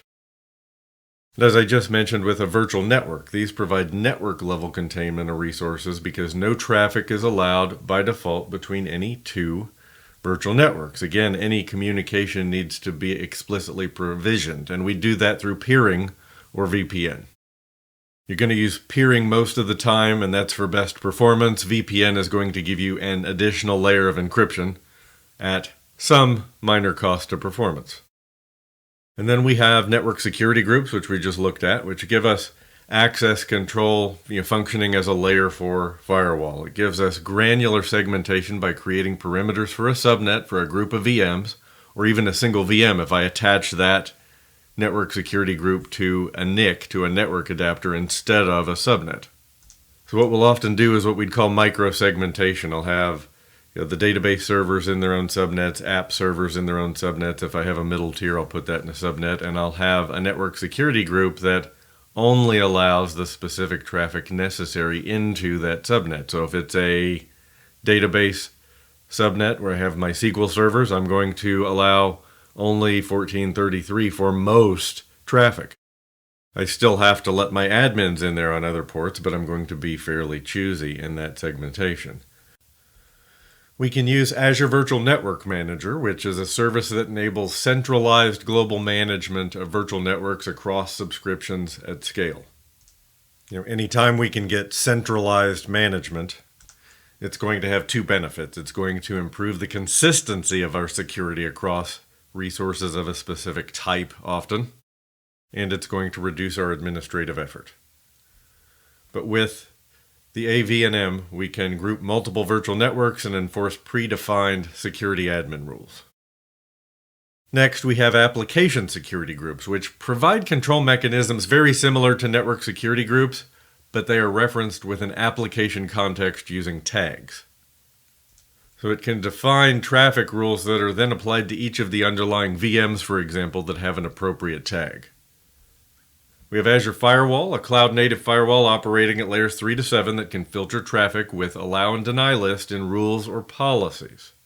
We can use Azure Firewall in a hub-and-spoke network to be the center of management of our east-west, north-south traffic. We can use Azure Firewall Manager for centralized management and rule and policy delivery to multiple firewalls across our estate. You may see Azure Bastion show up on the exam. This is a fully managed PaaS service that provides seamless RDP and SSH access to your VMs directly through the Azure portal. Basically, no public IP and no RDP client required. So remote admin directly from a browser, which opens up where we can admin from. And to wrap up 3.1, Key Vault. So Key Vault is a cloud service for centralized, secure storage and access to our application secrets. A secret is really anything you want to tightly control access to. It could be API keys, passwords, certificates, tokens, cryptographic keys.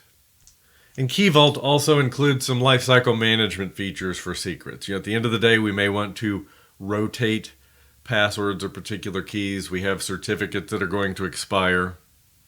And through Azure Roles and RBAC, we can configure access to our Key Vault, both to the vault itself and to the secrets at a very granular level. If I want to control access to the vault, I can do that. If I want to allow certain folks in only to get to certain types of secrets, I can do that. And that brings us to 3.2, describe security management capabilities of Azure. So first up, we have Microsoft Defender for Cloud, a unified infrastructure security management system designed to strengthen the security posture of your data centers, both cloud and on premises.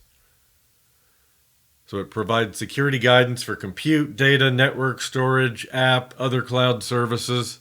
So a very broad lens it lets us look through. But a unified service in that it supports cloud and on-premises. There's a lot of functionality in Defender for Cloud, and I'll give you a tour after we get through the features. So there are really two pillars or categories of Defender for Cloud functionality at the highest level. There's Cloud Security Posture Management, which includes features like Secure Score, detection of security misconfigurations in our workloads. There's an asset inventory. And this has evolved over time. It's only foundational CSPM that's free. But these two features are free. And then we have Cloud Workload Protection, which brings a range of security features for advanced intelligent protection of your Azure and hybrid resources and workloads. And whenever we see advanced or intelligent in the description of one of Microsoft's services, that's usually our tip-off that machine learning and AI are involved and that the service is not free. So some of these foundational capabilities of CSPM you get for free, and then for some of these advanced workload features, these come in the standard tier that comes at a cost. And if we want to extend Defender for Cloud into our on-premises data center, we need to deploy agents down to those VMs, also part of the standard tier. And within Defender for Cloud, we have Secure Score. So this is an analytics tool that answers the question, how secure is my workload? And it gives us a few benefits. So the main goals include visualizing the security posture in the form of that Secure Score. We get fast triage and suggestions to provide meaningful action to increase our security posture. In fact, the recommendations are going to show us the potential score improvement if we take that action, and many times they will give us a single-click remediation option or a fast fix that we can perform in a couple of clicks. But it's giving us that measurement of workload security over time. It's gamifying security in a sense, giving us a target to measure for.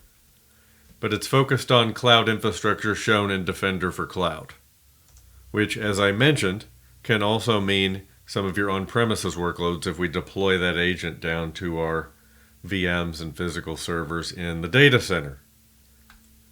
So continuing, it constantly reviews your active recommendations and calculates your score based on those recommendations. The score of a recommendation is derived from its severity and security best practices, and calculated based on the ratio between your healthy resources and your total resources. So to improve your score, simply implement recommendations. Security governance is mentioned in the exam syllabus, and governance provides mechanisms and processes to maintain control over resources in Azure. Governance, in a word, is oversight. For the exam, you're expected to know the capabilities of Azure Policy, Policy Initiative, and Resource Locks. Now, just to be safe, we're going to discuss blueprints, tags, and management groups as well. They're all part of the Azure Policy story. And in the area of guidance on security governance, the Cloud Adoption Framework is designed to help you implement the business and technology strategies your organization needs to succeed in Azure. You're going to find a host of architecture and governance topics in here, but it includes guidance on the discipline of security governance. Also surfaced in Defender for Cloud is the Microsoft Cloud Security Benchmark, and it's implemented through a baseline which applies the benchmark to the individual Azure service. It's developed by Microsoft's cybersecurity group and built on controls from the Center for Internet Security and the National Institute of Standards and Technology. But it focuses on cloud-centric control areas like network security, identity management, posture and vulnerability management, and endpoint security. And you will find it under the Regulatory Compliance menu heading in Defender for Cloud. In case terms like baseline and benchmark are not 100% familiar to you, I want to cover 3 industry standard terms to lay out their specific definition. So we have controls, which are a high-level description of a feature or activity that needs to be addressed and is not specific to a technology or implementation. As Microsoft said, they developed their benchmark based on controls defined by the CIS and NIST, who are speaking in a vendor-agnostic voice. They're not developing controls for a specific vendor, but security controls that can be implemented with virtually any vendor. A benchmark, which contains security recommendations for a specific technology such as Azure. And finally, a baseline, which is the implementation of the benchmark on the individual Azure service. So to say it another way, controls from an organization like CIS and NIST in this case are expressed as a benchmark, the Microsoft Cloud Security Benchmark in this case, and implemented through a baseline. So let's talk about Azure policy and policy initiatives, and I'm going to throw blueprint on the stack here as a related term that we see used less often. Blueprints are going away, but could appear on the exam maybe even as a distractor. So let's start with policy. So Azure policy is the definition of the conditions you want to control or govern in your cloud infrastructure. We have the initiative, which is a collection of Azure policy definitions that are grouped together toward a specific goal. In the security context, Microsoft in recent months has begun to phrase that as a security initiative, a collection of Azure policy definitions or rules grouped together towards a specific goal, a security-specific goal in this case. Defender for Cloud applies security initiatives to your subscriptions, generally speaking. Then we have the blueprint, which is a container for composing sets of standards, patterns, and requirements for implementation of Azure Cloud Services, security, and design. Where you'll hear blueprint used is in the context of new environments. So if you happen to see a question about policy and new environments, blueprint could well be the answer. Blueprints are scheduled to be deprecated in mid-2026, so they'll be around for a while yet. So now we'll take a look at some core architecture components, their function and relationships to which we can apply policy using Azure policy. We have management groups, subscriptions, resource groups, and then the resources themselves. So starting with the management group. A management group can be used to aggregate policy and initiative assignments via Azure policy. A management group can contain multiple subscriptions. So think of it as a container for subscriptions to which we can apply policy. All new subscriptions will be placed under a root management group by default. And all management groups and subscriptions roll up to the root management group. So next we have the subscription. Subscriptions are a unit of management, billing, and scale within Azure, and they serve as a management boundary for assigning Azure policies, governance, and for isolation. Next, we have resource groups, which are containers that hold resources with a common lifecycle. So, for example, when you deploy a virtual machine, all of the resources that comprise that virtual machine, the VM, the disk, its network adapter, they're all contained within that resource group. So when you delete a virtual machine, you're essentially deleting the resource group that contains all of its resources. So for ease of lifecycle management, you can put any collection of resources that share a common lifecycle into a resource group. But that also serves as a target for application of policies, permissions, etc. And then we have the resource itself. And a resource, like a virtual machine, a disk, its network adapter, can be contained in exactly one resource group. That resource group is contained in exactly one subscription. And when we think about application of policy, a management group can apply policy then to multiple subscriptions. Because we apply policy to a management group, it contains multiple subs. The subscription can contain multiple resource groups, and a resource group contains multiple resources. So this enables admins to target the scope of security policies and permissions. Next, let's talk about tags. So tags are a name and value pair used to logically organize Azure resources, resource groups, and subscriptions into a logical taxonomy. Tags can be the basis for applying business policies or tracking costs. And in fact, I see tags used to track cost in 100% of the environments I work in. We are in an age where many organizations are even multi-cloud and everyone is tracking costs to make sure they're getting value for the money they're spending.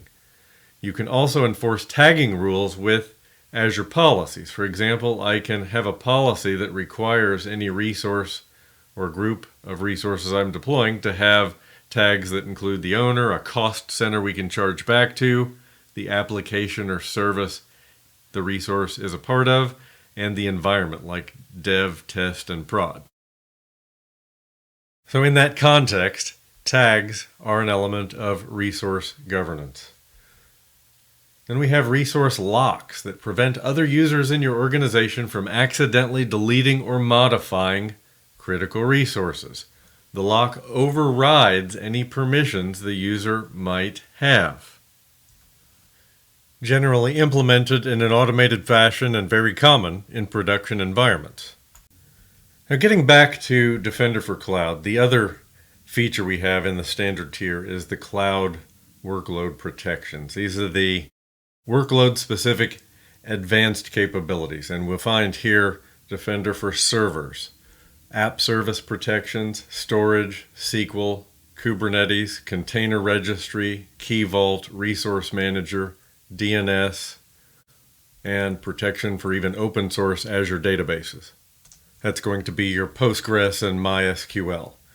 And you can also add regulatory standards like NIST, the CIS, and others for a more customized view of your compliance. And we'll take a look at the regulatory compliance area when I give you the tour of Defender for Cloud.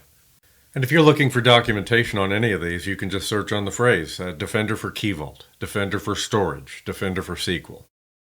So let's talk about enhanced security features in Defender for Cloud. So we have endpoint detection and response, vulnerability scanning, which has some third-party integration we'll drill down on in a minute.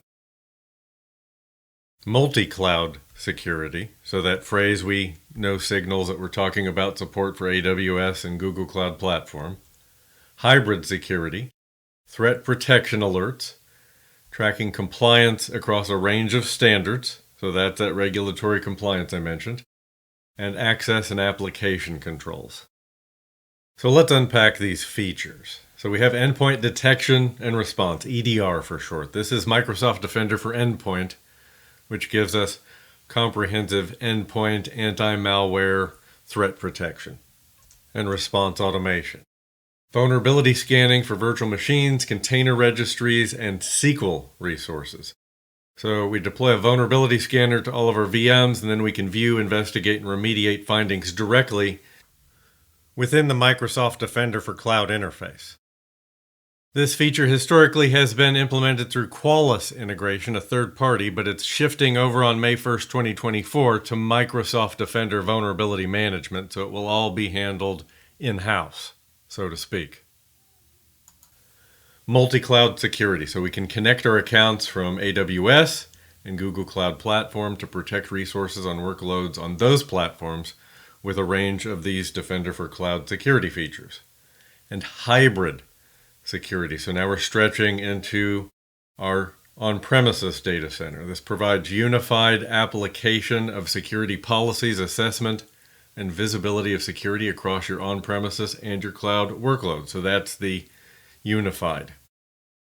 We can collect, search, and analyze the resulting security data from multiple sources, including our firewalls and third-party partner solutions.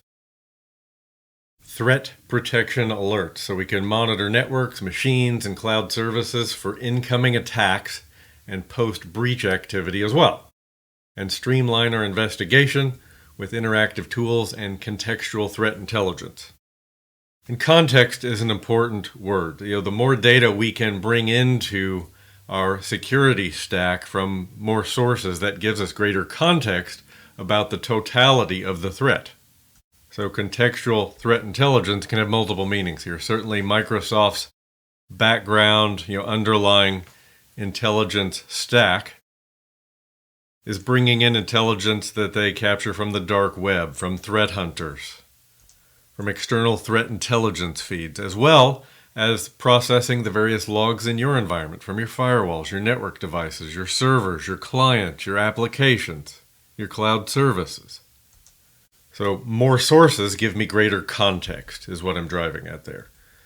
We can track compliance with a range of standards. So with the regulatory compliance, which is implemented through Azure Policy, we can continuously assess hybrid cloud environments to analyze the risk factors with controls and best practices in the security benchmark. I call it Azure Security Benchmark. It's since been renamed to Microsoft Cloud Security Benchmark. And we can apply a range of other industry and regulatory standards and benchmarks and view it all from the regulatory compliance dashboard. And we've seen the regulatory standards covered by this feature grow over time.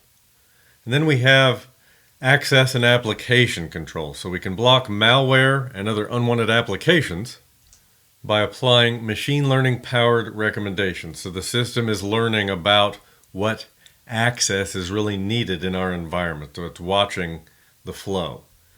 And we can create allow list and block list tailored to our specific workloads and reduce the network attack surface with just-in-time controlled access to management ports on Azure VMs. You'll remember the feature I mentioned earlier, Azure Bastion, which gives us access without the need for a custom RDP or SSH client. What we're talking about here is just-in-time access where I can light up the ports that I need to get to a VM right before I need to get to them. So it's time-limited access. But I can use these access and application controls to dramatically reduce my exposure to brute force and other network attacks, because I'm reducing the attack surface. The allow list and the block list are essentially blocking at the network level. And when I use that just-in-time access feature for my remote admin, I'm basically closing those ports off and opening them up only when they're needed and to the endpoint that they're needed from. So I've talked a lot about Defender for Cloud. Let's get in here and have a quick look at the features just to give you some context for exam day. So we'll switch over to the Azure portal, portal.azure.com, and I will find Microsoft Defender for Cloud either here on the left-hand side or up top. And this brings me to my home screen. So if I just go down the list here, we see I have security posture visibility right out of the gate. There's my secure score. And you'll notice they're showing me secure score for Azure and AWS and Google Cloud Platform. Meaningful if I have those connected. Getting started is where I can turn features on. If I want to turn on that standard tier, I can do that here. I can deploy agents to my VMs on-prem.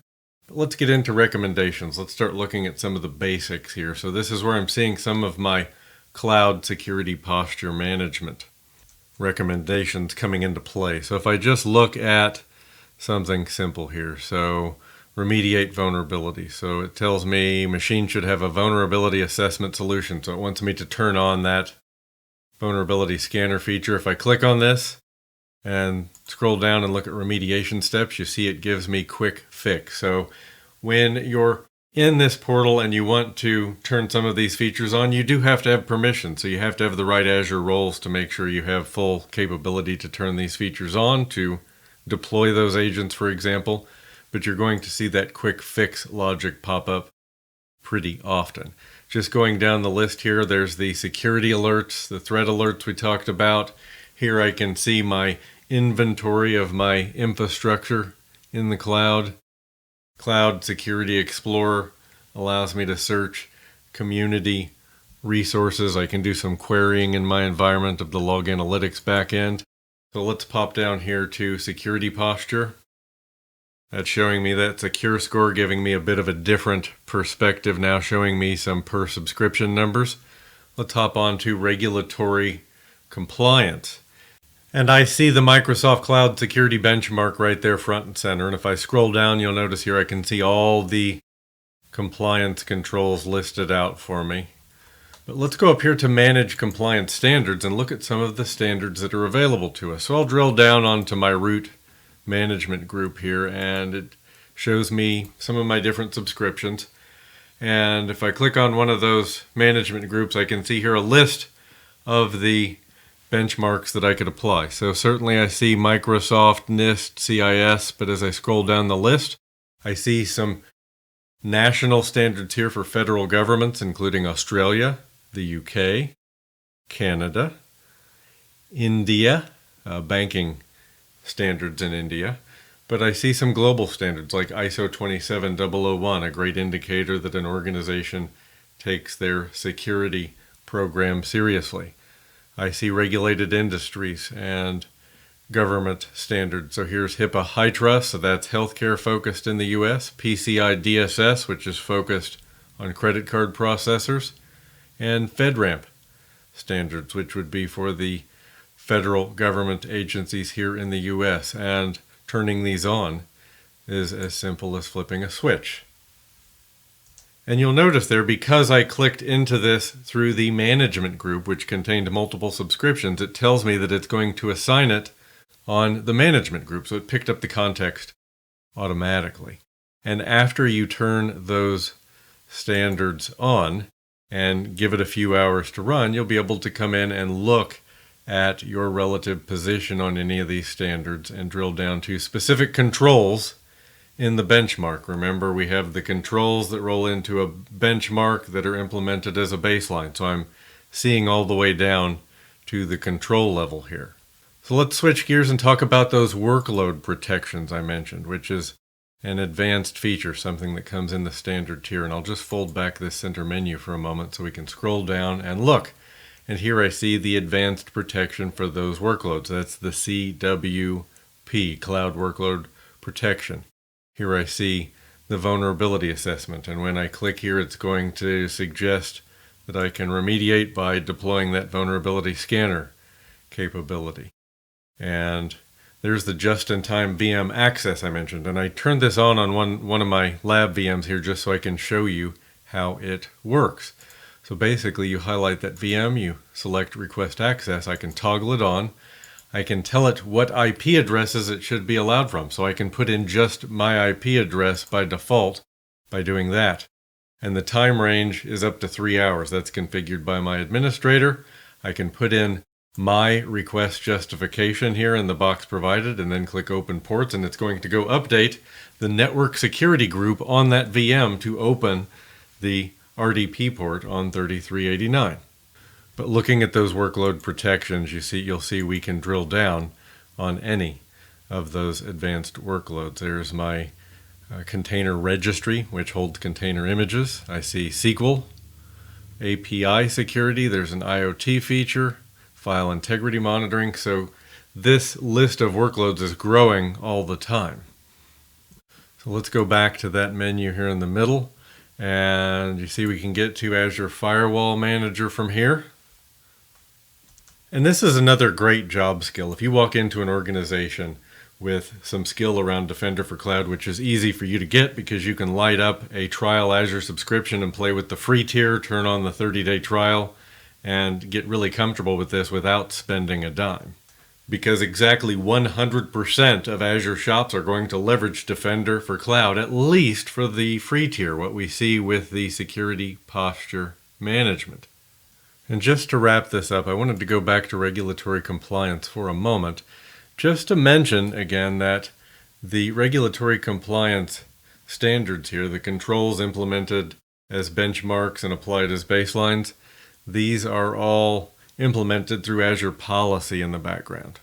Azure Policy definitions are based in JSON, and you don't need to know anything about that for the exam, but I just want to throw that out there in case you want to go down that rabbit hole as you learn more.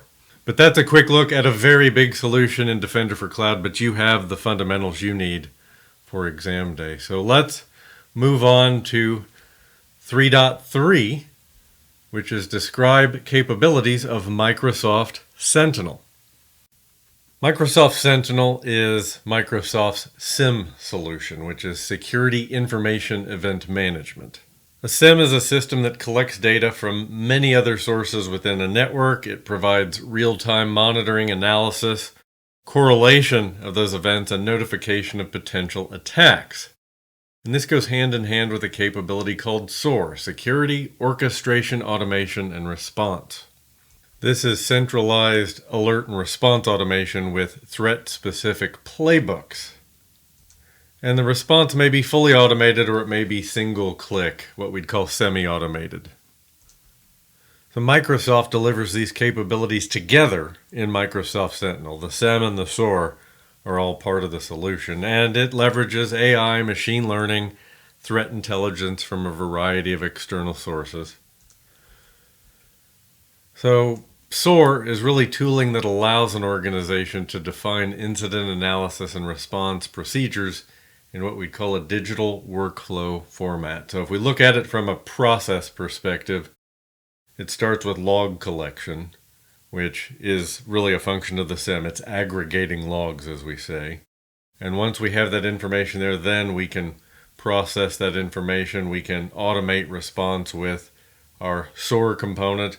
And then our SOC, our Security Operations Center, our SOC analyst, can help us drive the remediation, whether they're looking at the output of an investigation or just verifying that a remediation is complete, or being the person clicking the button in a semi-automated scenario. But it integrates your security processes and tooling in a central location. Response automation using machine learning and artificial intelligence to make sure we're taking action on actual malicious activity, not false positives. These make it faster than humans in identifying and responding to true incidents. Because in today's landscape, there are more potential incidents than any fleet of human SOC analysts could keep up with. So this is going to reduce mean time to detection and accelerate our response. And it uses playbooks that define an incident and the action taken. Playbooks in Microsoft Sentinel are based in Azure Logic App. But over time, this should produce faster alerting and response for the Security Operations Center team. So let's talk about threat detection and mitigation in Sentinel. So it's really designed to be a single solution for detection, threat visibility, proactive hunting, and threat response. So proactive hunting meaning our SOC analyst, our senior team, can get out there and proactively look for threats by querying through our data.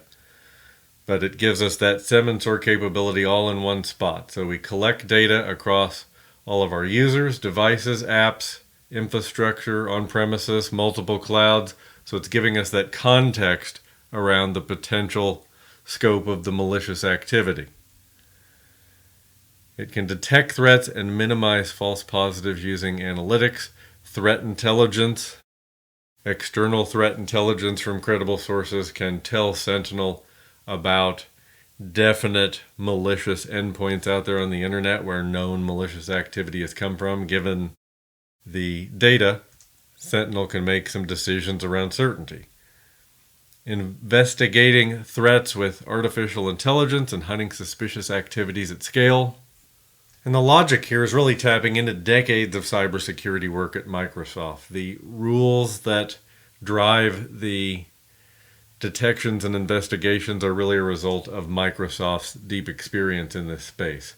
And that automated investigation capability, being able to lean on Sentinel to help us identify those threats, enables a SOC to assess threats much more quickly because we're looking at the results rather than needing to go hunt for every threat ourselves.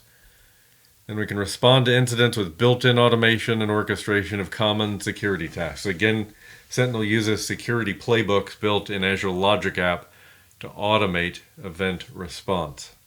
And there's a lot of community around Microsoft Sentinel. In fact, if you go out to the Azure Sentinel repository on GitHub, you'll find out there collections of hunting queries that you can use in Sentinel, playbooks you can use to automate responses of your own. In fact, they have playbooks out there that will enrich the characteristics around an IP address, for example. You'll find some tooling out here, workbooks, which in Azure are reports.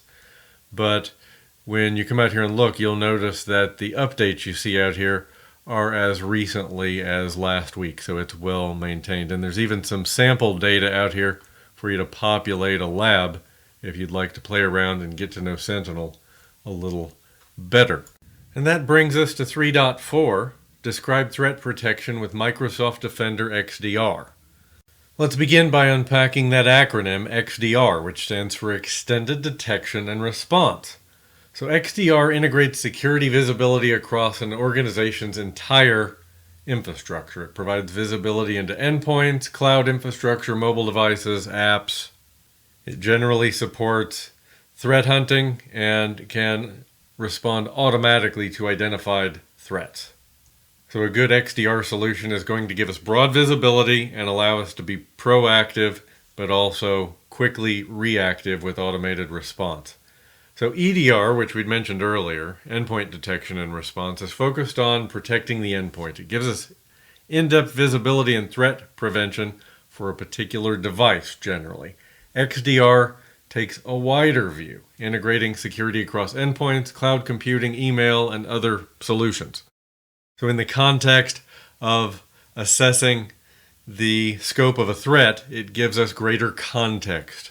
I keep coming back to that term, but it integrates security visibility and visibility into endpoints, cloud infrastructure, mobile devices, threat hunting, automated response. I'm kind of giving you the key bits here you want to remember for the exam if you're trying to identify questions that may have Defender XDR as the answer.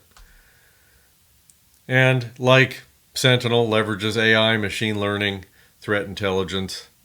They don't talk about it much anymore, but Microsoft's intelligence began and has grown over the years with something called the Intelligent Security Graph, where Microsoft processes trillions of signals every month, and that intelligence is leveraged to not only make your organization's responses smarter and your detections more accurate, that intelligence is leveraged across all customers where it's appropriate, making the back-end services themselves smarter.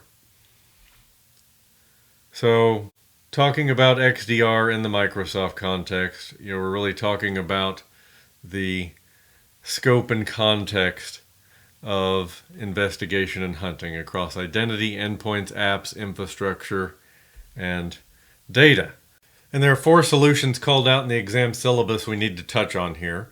Microsoft Defender for Identity, Microsoft Defender for Endpoint, Defender for Cloud Apps, and Microsoft Defender for Office 365.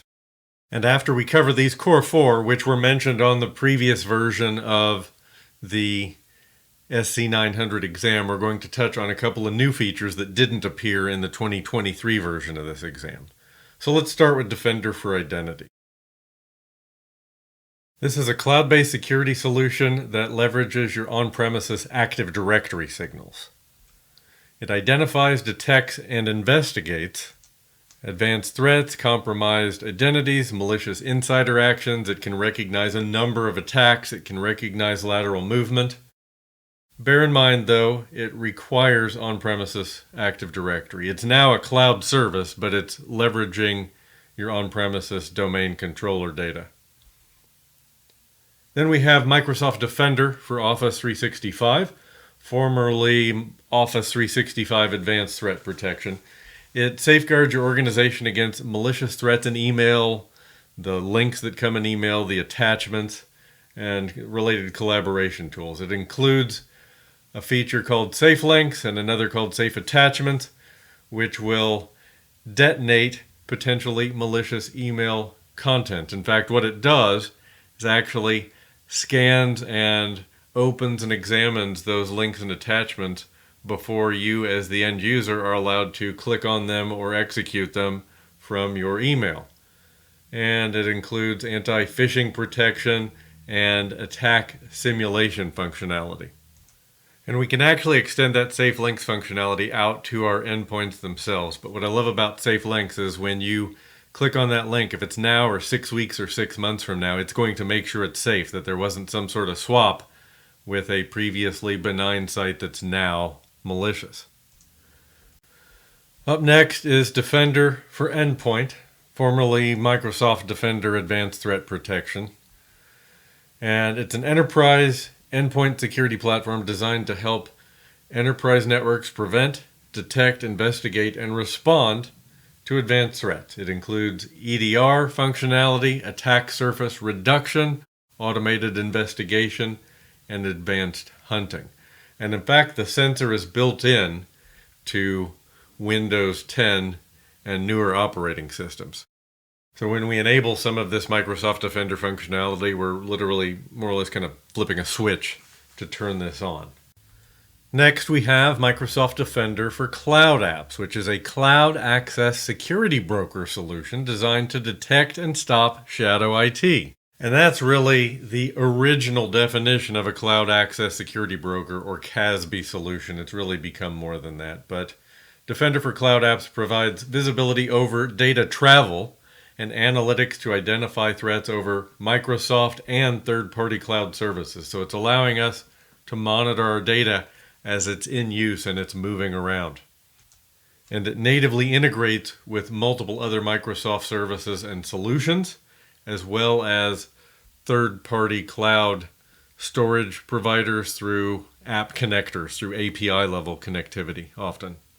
If you see a question on the exam that mentions shadow IT, a CASB solution, Microsoft Defender for Cloud Apps would be the answer for sure.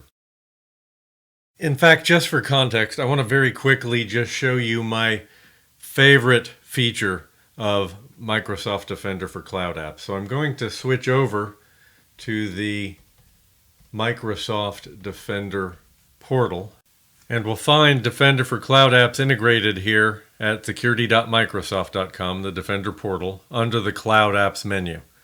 And when I expand this menu, I can see Cloud Discovery. So Defender for Cloud Apps has discovered apps in use in my environment. It's going to give me information about these.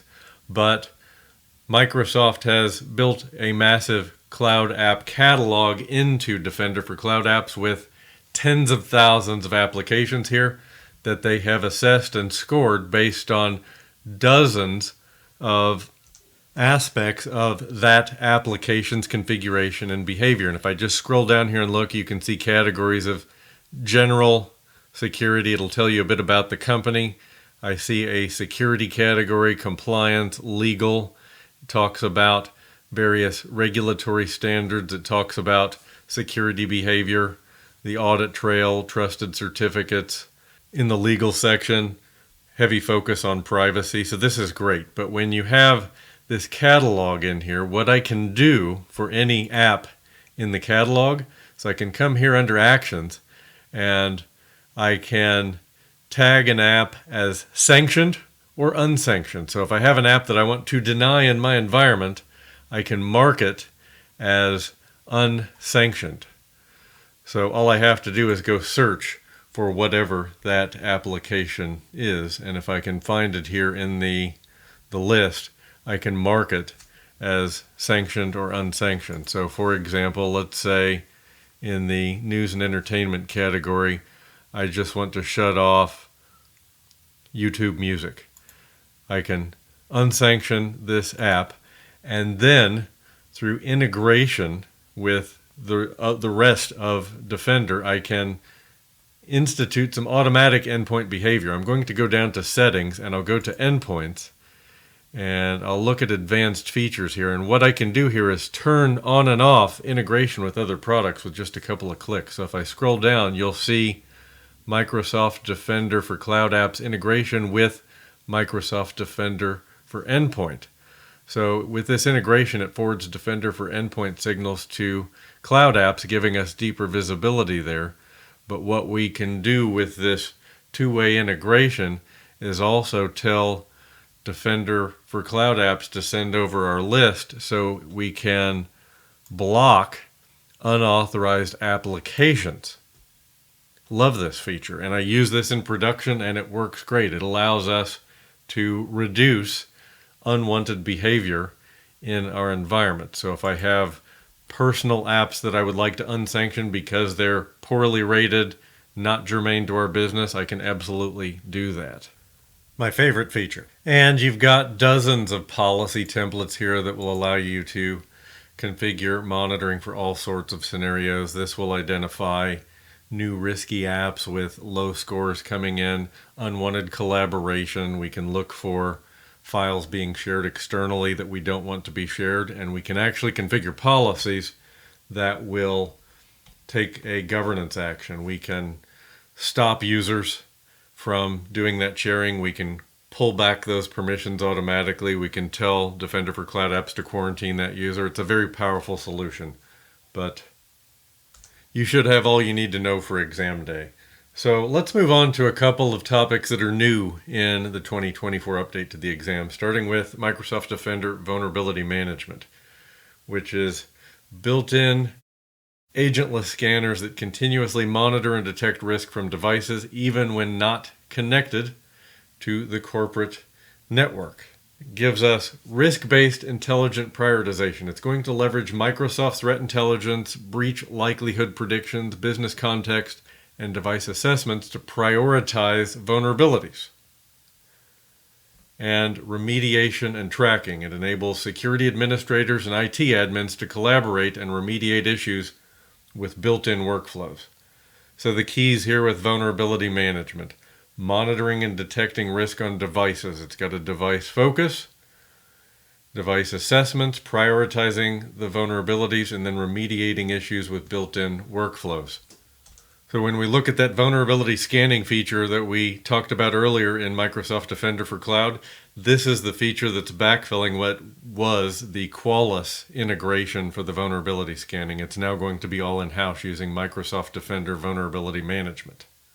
But this is a new topic on the 2024 exam, and it supports Windows, Mac OS, Linux, Android, iOS, network devices, but first time you'll see it on the exam. Also new in the 2024 update to the SC-900 is Microsoft Defender Threat Intelligence, which helps streamline security analyst triage, incident response, threat hunting, and vulnerability management workflows. So from the Defender Threat Intelligence homepage, analysts can quickly scan new featured articles and search by keyword or CVE ID. That's common vulnerabilities and exposures. You'll see CVE IDs in your vulnerability scanners quite typically. Key elements in the portal: the Defender Threat Intelligence article, vulnerability articles, data sets, reputation scoring, and analyst insights.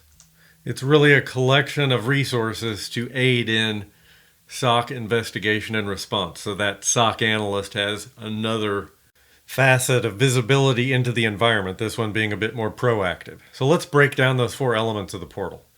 So we have Defender Threat Intelligence articles. These are really narratives by Microsoft that provide insight into threat actors, tooling, attacks, and vulnerabilities. It'll include a link to actionable content and key indicators of compromise.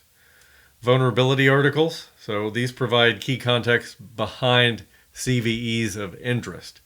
These contain a description of the CVE, a list of affected components, tailored mitigation procedures and strategies, and other key observations. Data sets. This centralizes numerous data sets into Defender Threat Intelligence, making it easier to conduct infrastructure analysis. And then reputation scoring and analyst insights. So these are proprietary reputation scores for any host, domain, or IP address, helping users quickly understand any detected ties to malicious or suspicious infrastructure. So really tailor-made to inform your SOC analyst or other support person in the chair about the threat in the context of your environment. Okay, moving on, let's talk about Microsoft Secure Score. And this is Microsoft Secure Score, not the Secure Score we saw in Azure in Defender for Cloud. So this one is designed to help organizations improve security posture for Microsoft 365 services. Here, we're focused on four categories: identity, data, devices, and apps. So much like the Azure-focused Secure Score we saw in Defender for Cloud, the Microsoft Secure Score we see here gives us recommendations sorted by potential impact to your score. It gives us the most impactful next step we can take to improve our security posture. So here in the Defender portal, let's talk about incident management capabilities focused on our Microsoft 365 estate. So we have incidents, which are a collection of correlated alerts created when a suspicious event is found. Alerts are generated from different device, user, and mailbox entities and can come from many different domains. It provides a comprehensive view and context of an attack. So we can fully manage these incidents from the Defender portal. We can look at incidents on devices, user accounts, and mailboxes, all from the incident queue. So just for context for exam day, let me give you a quick tour of the Defender portal. So we'll have a look at the Defender portal for my lab environment here, and I'll switch over and we'll start with the secure score, which I mentioned is divided into 4 categories. The breakdown is identity, data, device, and apps. So I can see my relative score in each category on a scale of 0 to 100%, so I can see where I have the most work to do. The top recommended actions are right here, prioritized by the biggest impact to my environment. I'll click View All, and I can get the full list. And in most environments, this list is going to be quite long. And I've worked with some organizations where we have chipped away at the recommendations in the secure score for years, just developing a quarterly plan to keep improving the security posture bit by bit. Now I'll go up the menu here to incidents and alerts. So here's where I can manage incidents in my environment. I see here a custom alert triggered for mass file deletion, something I am testing for a customer to identify potential insider threats or unintentional data deletion. And if I go down the list here, we can come down to vulnerability management, which I mentioned is a relatively new feature that is backfilling the Qualys integration over in Defender for Cloud, but I have my Defender vulnerability management dashboard, which is integrated right here, giving me more recommendations. If I come up here to assets, I can see a list of devices in my lab. If I scroll down here, you see cloud apps. We looked at Defender for Cloud apps a bit earlier. We have some email and collaboration functionality here. So my email-based investigations, if I want to do any message trace for Exchange, I can click and launch that right there. And I can also set up my attack simulation training. So if I want to run through some phishing exercises to make sure my users are not prone to clicking on phishing emails, I can do all that right here. And again, you can set up a trial for all of these features so you can look at these firsthand without spending a dime, and I absolutely recommend you do so. But even if you don't, you should have more than you need for the exam right here. And that does it for Domain 3. That brings us to Domain 4. Describe the capabilities of Microsoft compliance solutions.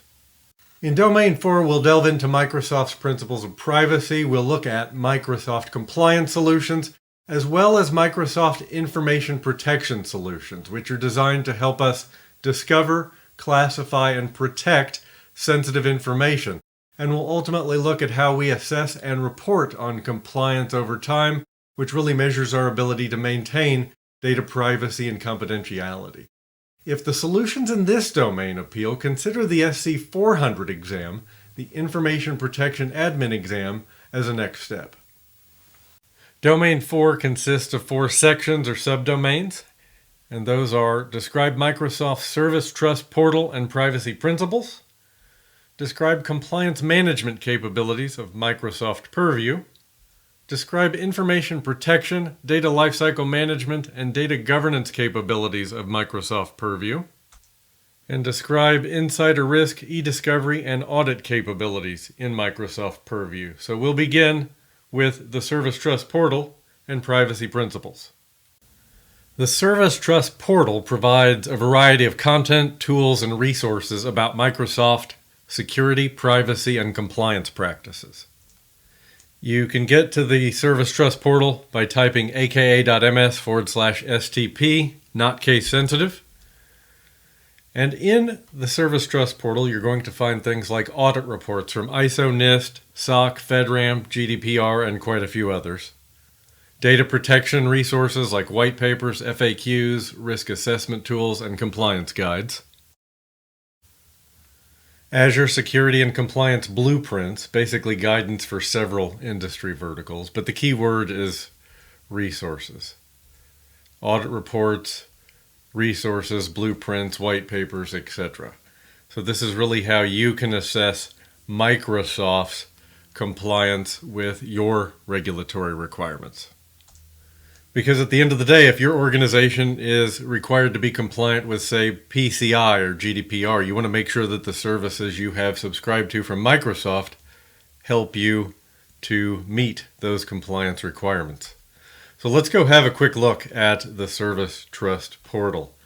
And I'll go to that shortcut URL. It brings me to the Service Trust portal homepage. And it doesn't hurt to sign in here with your work identity. So if you tried to pull an audit report that requires an NDA, you can go ahead and agree and download. So if I scroll down here right out of the gate, I can see standards like SOC, where I'd get a SOC 2 Type 2 report, GDPR, FedRAMP, PCI. So I'll click into SOC. The SOC 2 Type 2 is kind of the global standard report for infrastructure. And if I scroll down here, I can see reports for various Microsoft Cloud services. And you see it shows you the format here. These are PDF reports. Typically with a SOC report, if it's not recent, within the last year, they'll generally have a bridge letter out there that will tell you nothing's changed, etc.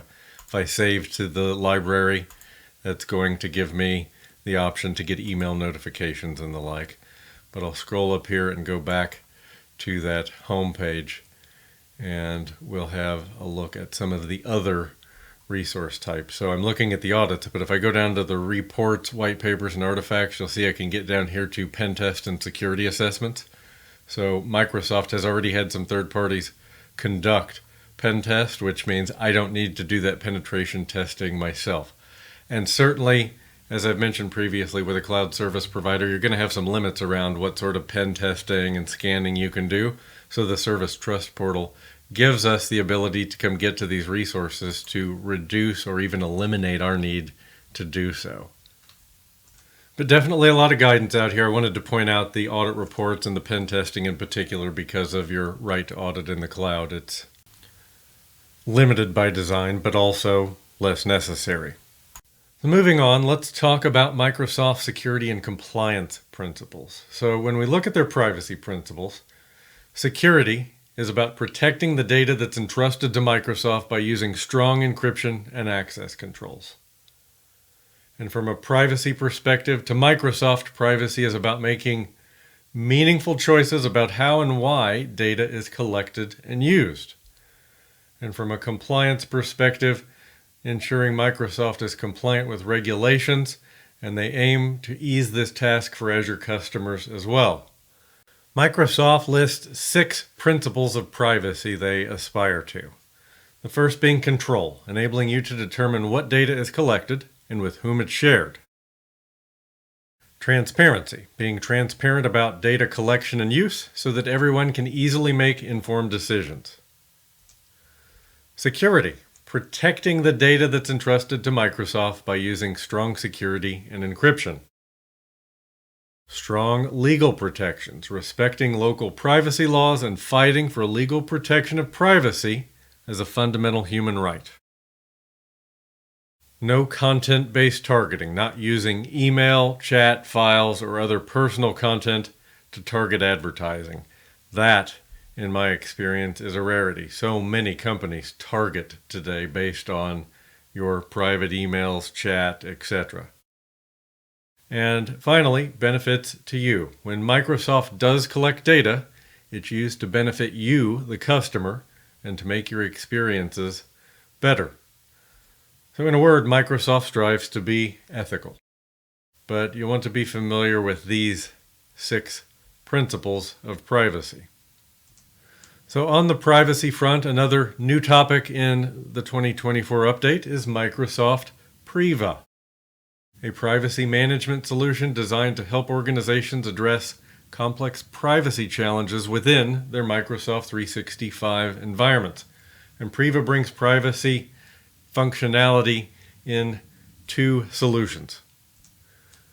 There's Purview Privacy Risk Management, which provides visibility into an organization's data and offers policy templates for risk reduction.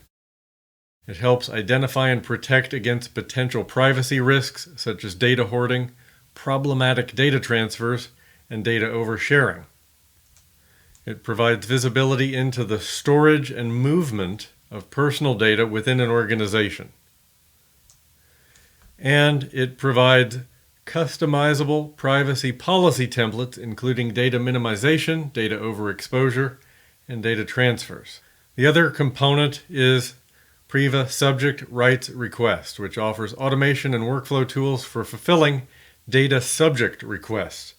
These DSRs, as they're called, are part of fulfilling consumer requests in GDPR and CCPA, which is the California Consumer Privacy Act.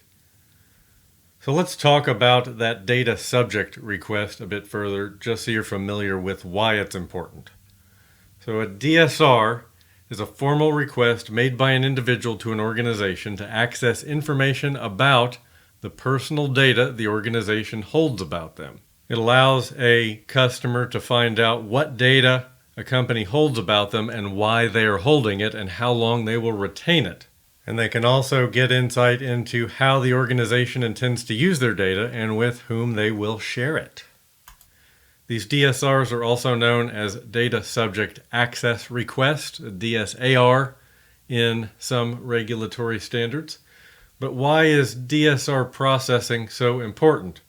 Well, organizations usually have a specific time frame within which they must respond and fulfill legitimate DSRs. I believe that's still 1 month under GDPR.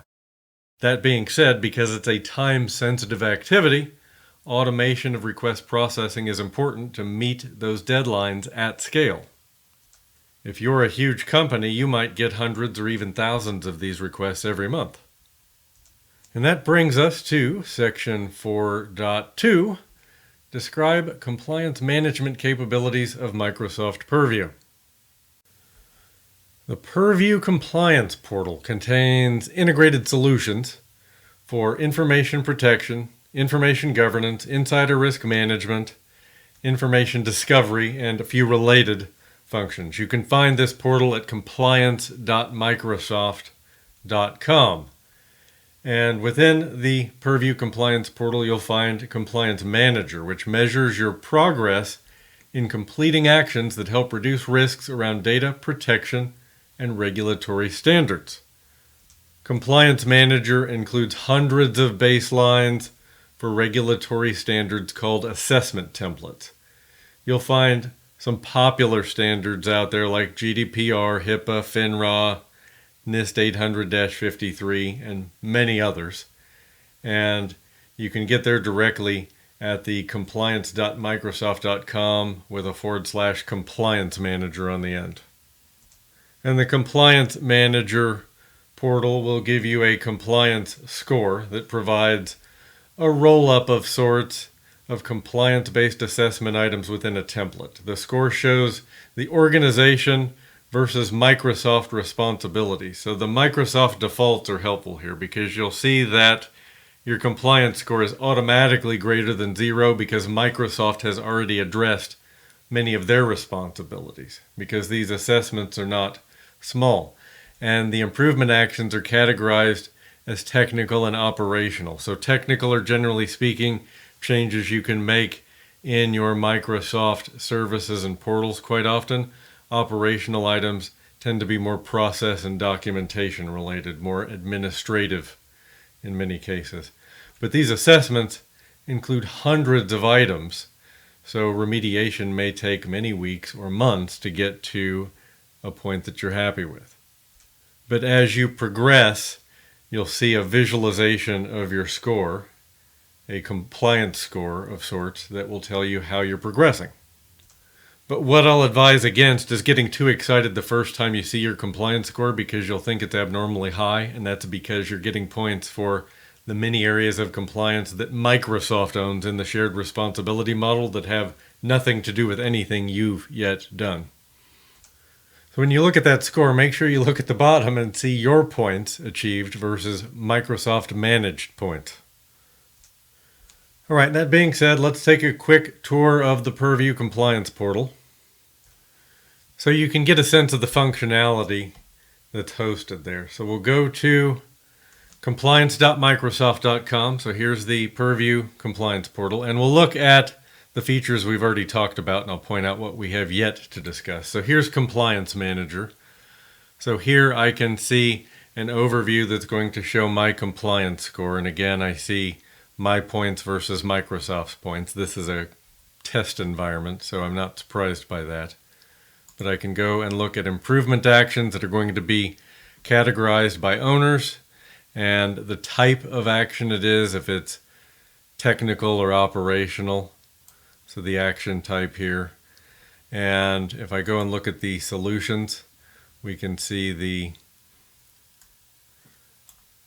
solutions that are available here to help us to improve our score. And then when I go here to the assessments, I see that what I have in place is the data protection baseline. But if I go over to regulations, I can see the many regulations that are available to me.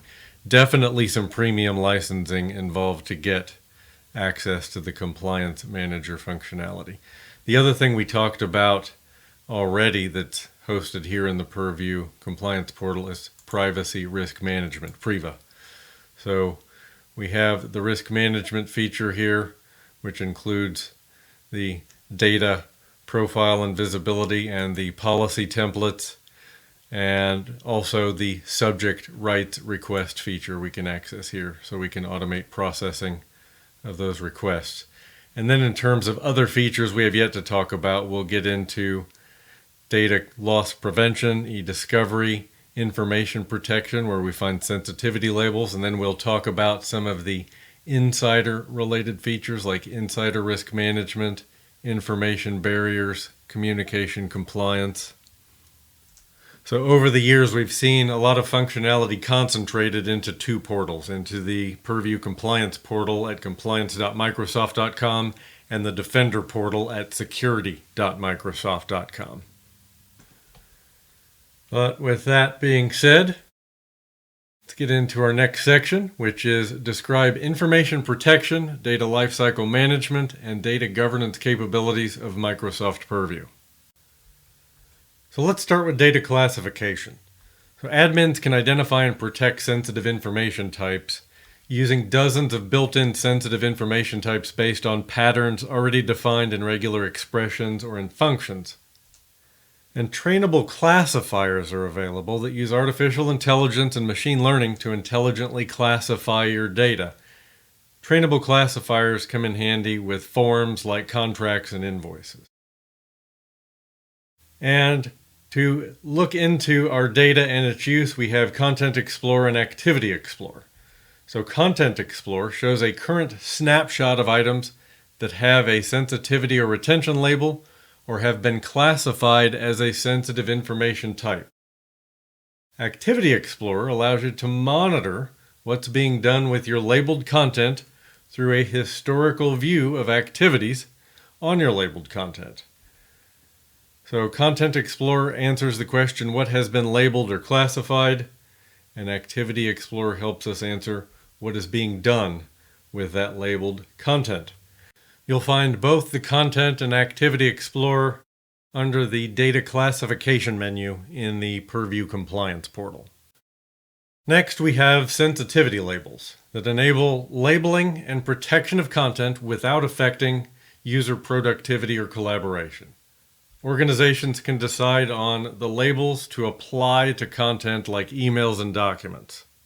It might help to think of sensitivity labels much like different stamps you could apply to physical documents. Essentially, sensitivity labels implement data classification and data protection, and label policies publish sensitivity labels to groups of users so they can begin to use them. Now, labels can also be applied to objects like a SharePoint site or a team in Microsoft Teams. So when you apply a label to a SharePoint site, the new documents in that site will automatically receive that label. And in Microsoft Teams, we're protecting other types of content as well, like chat. So let's head over to the Purview Compliance portal. We'll have a look at sensitivity labels and policies and some of the other functionality we've covered here since the last look. So if I go to that data classification menu, you can see Content Explorer that I mentioned, as well as Activity Explorer. So you'll notice here under Content Explorer, it shows me the content that has been discovered, the sensitive information types it sees, and where it is located. In fact, it shows me the number of files. And then Activity Explorer is where I would go to see what's being done with that content. Now this is a lab, so not much is being done. I mentioned sensitive information types that are available by default. So if I go look at classifiers here, there are the trainable classifiers that are helpful with invoices, contracts, etc. But let's go to sensitive info types. And you can see here more than 300 sensitive information types representing a wide range of functionality. So I can see banking information. So if I just type the word bank here, I should see some banking related sensitive information types. Let's type driver. So I see driver's license. Let's type health. So all sorts of sensitive information types have been created for us. We can use the create sensitive info types to develop our own sensitive information types if we have specialized criteria. Now I want to go down to information protection, and here I will find labels and label policies. So let's click on labels, and we have a few sensitivity labels already created, and you notice that they have a priority, 0 being the lowest. The higher the number, the higher the priority, and we see the scope. So most of these have been configured to apply to file and email resources. Let's look at protected health information, which clearly applies to a bit more. So I'll edit this label, and we'll just walk through some of the settings. So we can set our label priority, which helps in auto-labeling jobs. When we configure auto-labeling, a lower priority label won't override a higher priority label. So defining the scope here, you see files, emails, meetings, groups, and sites have been configured. We can apply content markings if we like, so headers, footers, etc. So in this case, they've configured adding a footer that says PHI do not share. I want to go back here and click on Control Access so we can control who can access and view a labeled item. And when we do that, you see here we can configure access control settings and now begin to assign permissions and decide when we want this content to expire, so we can basically time limit access through these labels. And you see here we can allow or disallow offline access. So if we only allow offline access for a number of days or never, when the time hits that boundary, the user trying to access has to check into the cloud endpoint to make sure they still have permissions. And then I can here assign my permissions to users or groups as I prefer. And as I mentioned, we use label policies to publish our labels. And auto-labeling allows us to set up a recurring job that will automatically label matching data. It will go ahead and classify it if it matches as part of this auto-labeling job. And when we set up these auto-labeling policies, we can point them at Exchange, SharePoint, OneDrive, etc. So a lot of functionality here for sure. But that should give you plenty of context and more knowledge than you need for exam day. So moving on, let's talk about data loss prevention. DLP policies are another way we can protect sensitive information and prevent its inadvertent, think unintentional, disclosure. DLP can identify, monitor, and automatically protect sensitive information across our Microsoft 365 estate. And DLP reports will show content that matches our organization's DLP policies. There are a number of policy actions available to us in our DLP policies, and those include applying sensitivity labels, blocking access, or user notifications called policy tips that offer guidance to the user on sensitive data handling. Those policy tips kick in when a user is about to overshare. For example, if someone attaches a document to an email and the document is labeled confidential and it's restricted from external sharing, the policy tip will warn the user what they're about to do is crossing that line of intended use. And we can give that warning to the user in the user interface on Outlook or the Office docs, and it can be accompanied by a follow-up email automatically. So it's intended to be educational, not punitive. And DLP policies can target Exchange, SharePoint, OneDrive, Power BI, on-prem repositories even. Next, we have records management, and I think it helps to understand what a record is exactly. So records are often considered synonymous with documents, but they include one important characteristic that makes them unique. Records include evidence of a particular business activity, requiring them to be stored and retained over an extended period. This means specifying a retention period and a disposition. So records management in Purview supports disposition reviews, notifications, and reminders. So when we get to the end of that retention period, we can have a human confirm deletion is appropriate. Records management is often tied to a regulatory requirement. But it's important to recognize that records are different than data. So if we think about the data lifecycle versus records management, the data lifecycle is managing risk and liability by keeping only the content that must be retained. And records management is that high-value content managed through specialized workflows to meet legal and regulatory requirements. Contracts, business agreements commonly flagged for retention through records management workflows. So similar to sensitivity labels and policies, we have retention labels and policies. So retention policies are used to assign the same retention settings to content at a site level or mailbox level, and a single policy can be applied to multiple locations or to specific locations or users.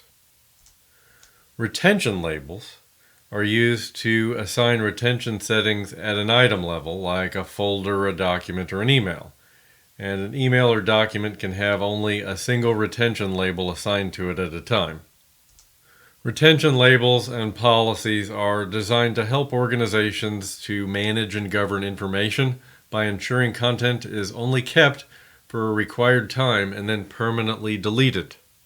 And you might ask yourself, why is deleting a document we don't need anymore so important? Well, when we keep additional information around, it increases our security risk. A document that has been deleted at the end of its useful life is a document that can't be accidentally overshared to an external party. It's a document that cannot be produced in a request from a legal proceeding. So really it's about risk. All right, let's move on to Azure Purview, which is a unified data governance service that helps you manage and govern on-premises, multi-cloud, and software as a service data. It creates a holistic, up-to-date map of your data landscape with automated data discovery, sensitive data classification, and end-to-end data lineage. So data lineage really speaks to data from its origin, what happens to it, and where it moves over time. And when we enable the full Microsoft Purview experience, we're turning on this feature in Azure, in our Azure subscription, and it helps us to create a data map. Data scan and metadata capture will identify and classify sensitive data, and it supports Azure data sources, including scanning structured data like Microsoft SQL. There's a data catalog, so data search with filters based on labels, classification, and terms is possible there. Data estate insights, basically visibility into data that's been scanned, sensitive data locations, and data movement. And this allows our data producers and consumers and our data officers to visually trace that lineage of data assets. And it opens up the broadest reach into our data sources, on-premises cloud and SaaS apps, and then into Azure services like Azure Synapse, Azure SQL.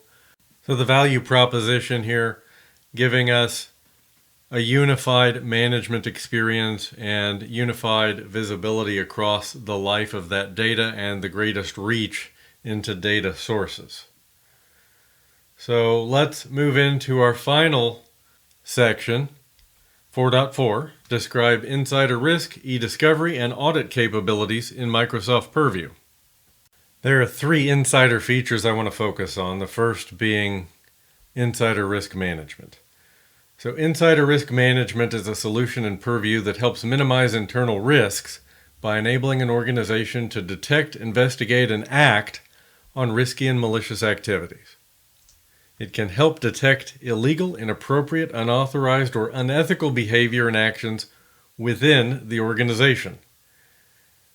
And it helps organizations to identify, investigate, and address internal risks. Ultimately, managing all of this is a collaborative effort between our compliance professionals, HR, legal, and our security team. But these behaviors can lead to a broad range of risks from our employees. This could include leaks of sensitive data and data spillage, confidentiality violations, intellectual property theft, fraud, insider trading, regulatory compliance violations. And it's not always intentional behavior, not always malicious, but it certainly can be. And the insider risk management feature will help us with all of these. So next we have communication compliance. So communication compliance helps minimize communication risks by enabling organizations to detect, capture, and take remediation actions for inappropriate messages. At the most basic level, communication compliance can ensure employees are treating one another properly. We can use this to identify inappropriate messaging, which could range from curse words that are deemed inappropriate or too spicy for the office, to harassment or bullying. And we can use this feature to look at messaging across a variety of channels. The third and final insider feature I wanted to talk to you about is information barriers, which enables administrators to define policies to allow or prevent communication between groups of users within an organization. Teams, SharePoint Online, and OneDrive all support information barriers. It's helpful in restricting communications that may result in a conflict of interest or a regulatory breach. I could see this coming into play in certain government and vendor scenarios, where maybe one department is not allowed to speak to another about a specific activity due to its classified nature, or I could see this coming up in legal firms where 2 clients are represented by the same firm, and the staff representing each party in the conversation would be restricted from looking at one another's information or communicating directly, as it might breach the fairness of a negotiation or something similar. With information barriers, essentially you put the parties that can't communicate into separate segments, and nobody can be in both segments. They have to be in one or the other, and those 2 segments are then prevented from communicating on the topics that you deem inappropriate or off limits.